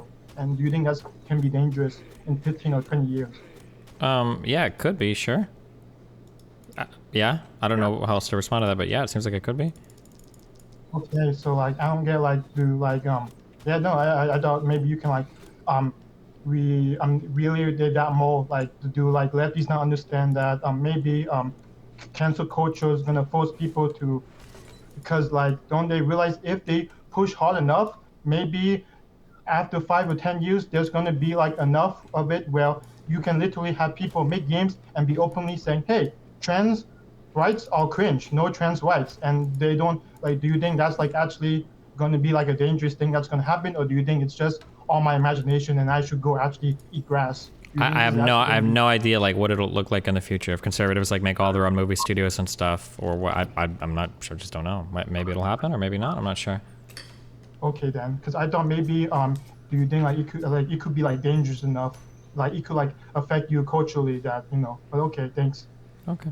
Hey, so thanks for doing this. Super quick backstory. I personally live at the poverty line, have a family of 6 on 1 income. We're on medical assistance, WIC, go to the food shelf, all of that. Super helpful. Wait, can you explain to me, when you say you are a family of 6, like you're a father and you have like 4 or 5 children? Yes, correct. Okay, I have gotcha. 4 children and a wife, so family of 6. Okay. I also, and my job, I work for a nonprofit.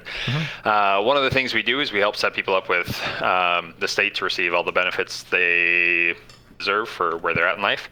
And so I had this kind of, I don't know, surreal moment here. Over the past few weeks, I tuned into both Hassan's stream and a Vosh stream where they kind of painted the picture of poor in America as like barely scraping by, no food, no housing, no health insurance. They're dying in the streets, and it felt really disconnected from reality. I personally, as someone who receives a lot of government benefits and someone who helps people with little to no income set them up on the benefits, they provide like basically all the housing and food and health insurance that like for a minimum, like people have that in America, even the poorest people. Maybe it's unique. I'm in Minnesota. I don't know what it's like for the rest of the country.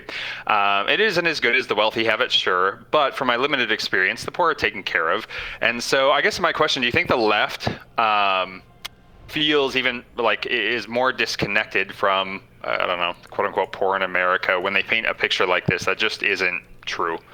How do you think that impacts the left's rhetoric? I mean, I would say, yeah, of course. But I mean, like, I complain about this all the time. Like, people don't starve to death in America. Like, that's incredibly rare that you're getting to, like, that level of poverty. But, like, obviously there are other problems. But, yeah, I mean, like, a lot of the left-leaning people, especially content creators online, don't really have any first-hand experience with poverty, like, with poor people or being poor themselves. So it makes sense that their experience is, like, really disconnected. So, like, their idea of, like, a really poor person is literally just, like, a homeless person that is starving to death every night on the streets or something like that. So yeah, I mean, I think it hurts their perspective because although most of their audience are also like decently wealthy suburban kids, so it probably doesn't matter that much at the end of the day. But, sure. Okay, cool. Well, hey, appreciate your thoughts, man. Have a good one. Okay, have fun. So I have a question, trans question. There seems I hear 2 seemingly distinct arguments about trans issues, and I'm not sure if they're actually distinct or if I'm not just understanding the connection between them. So one explanation I hear a lot is that there's like female brain, male brain, and there's some guessing maybe that these can be detected through like a brain scan, and it's just as simple as matching female brain to female body, male brain to male body. And then there's like a more culturally based argument with gender norms that like gender is fluid, and regardless of what your body looks like, you can identify as either gender ideally. So to me, in the first situation, it would seem with like the brain scan situation that trans people have like would have an innate desire to like want a penis or want boobs or those sexual characteristics, regardless of culture, like similar to like a sexuality argument, how regardless of culture, gay people probably will be attracted to like gay men, for example. But is the idea with gender norms and redefining what it could look like to be a man or a woman that as these lines sort of loosen up, that the desire to have gender reassignment surgery would go down because this person would have less distress with their body not being seen as male or female? Yeah, it's possible. I've heard people say this before. I think Counterpoint's one of our earliest conversations said that perhaps in a different society she wouldn't feel like she was needing to be trans. But then I've heard other people push back a lot against that too. I don't know the answer to that. It's a really complicated question. I'm not sure. Okay. Right. Thank you. Yep. I love you. All right, and then our last question by a member of our community, Pyro Tyrant. Hey, can you hear me? Loud and clear. All right, so I watch your content a lot, Destiny. One of the things I've noticed, especially like in the heavy debates with like Vosh or, communists like Richard Wolff, is you'll say something along the lines of like, I don't read history or I don't really do enough research on that. First off, is that like a meme joke point or is that something you're serious about? My general knowledge of history is pretty bad, but if there's like a particular topic I have to debate and I know about it ahead of time, I'll do reading and I'll usually be okay for it. Oh, cool. That answers my fucking question outright. Thank you. Okay. I love you. And last but not least, we have my good friend, as you all know, Doobie. Hello. I don't think I've ever heard you talk about this before, but I've been kind of like reevaluating my stance on it, or just kind of rethinking it. What do you think about the death penalty? Like, are you pro it, against it? In our current justice system, I guess it's fine, but ideologically, I'm opposed to the death penalty because I think that criminal justice should be about rehabilitation, and killing somebody is kind of not rehabilitating someone. Unless you could truly see into like a person's mind and know that they could never be rehabilitated, I guess. So there's something that came up recently. I don't know about it, like in the last few years. Have you ever heard about the Golden State Killer? I probably, but refresh my mind. Go. Serial killer, I think he was active for like 2 decades, 3 decades or some shit. And they found him, and he was in the news because Patton Oswalt's wife, I think that's the guy's name, wrote a really good book about him, about the investigation, went through all of his crimes, all that kind of stuff. Mm-hmm. And she died at the end, unfortunately, before she found him, or he was caught. Okay. And they caught him recently, and he was like 72 years old, I think, off the top of my head. Okay. Had been active for decades, hadn't killed anybody in decades, had a family, was just normally living his life, right? Okay. He was arrested. He's confessed. This kind of person, obviously he's not active anymore. It's not really a danger to anybody. I guess you'd assume he's not a danger to anybody if he's 70-something years old. Mm-hmm. And so, do you like rehabilitate somebody like that, or would? Because to me, I would like what I'm leaning toward is like. Well, are you saying you're saying they caught him like 30 years after these murders and he hasn't done anything bad in the meantime? Yeah. So like, where's the line for rehabilitation there? Yeah, I mean, it sounds like if it's fine, then who cares? And fuck it, I don't care. I wouldn't care about him. But most people aren't going to be okay with that answer. But I personally wouldn't care. So you'd be okay with just like, if they can determine he's not a danger anymore, just set him free. Yeah, for sure. Yeah. See, I can understand that thinking. I guess it's like I don't know. There's like retributive, I think is the word. Part to like the whole justice thing. Mm-hmm. And that's where I think for me, where I'm kind of leaning right now is if some people can't be rehabilitated, right? Like serial killers, and they can actually make this determination. Right?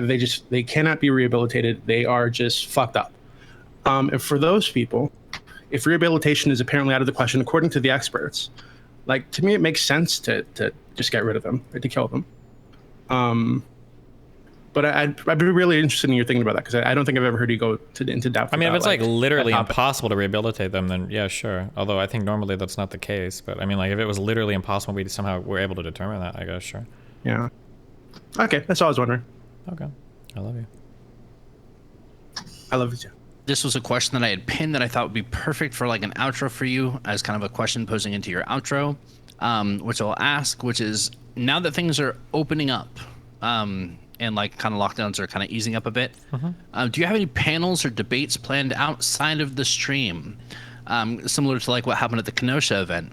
And along with that, someone asked if what stops you from hosting or running your own panel shows on Twitch / YouTube, even though we know they're all toxic bullshit? I don't have anything planned right now. Maybe in the future something will happen, but I just don't.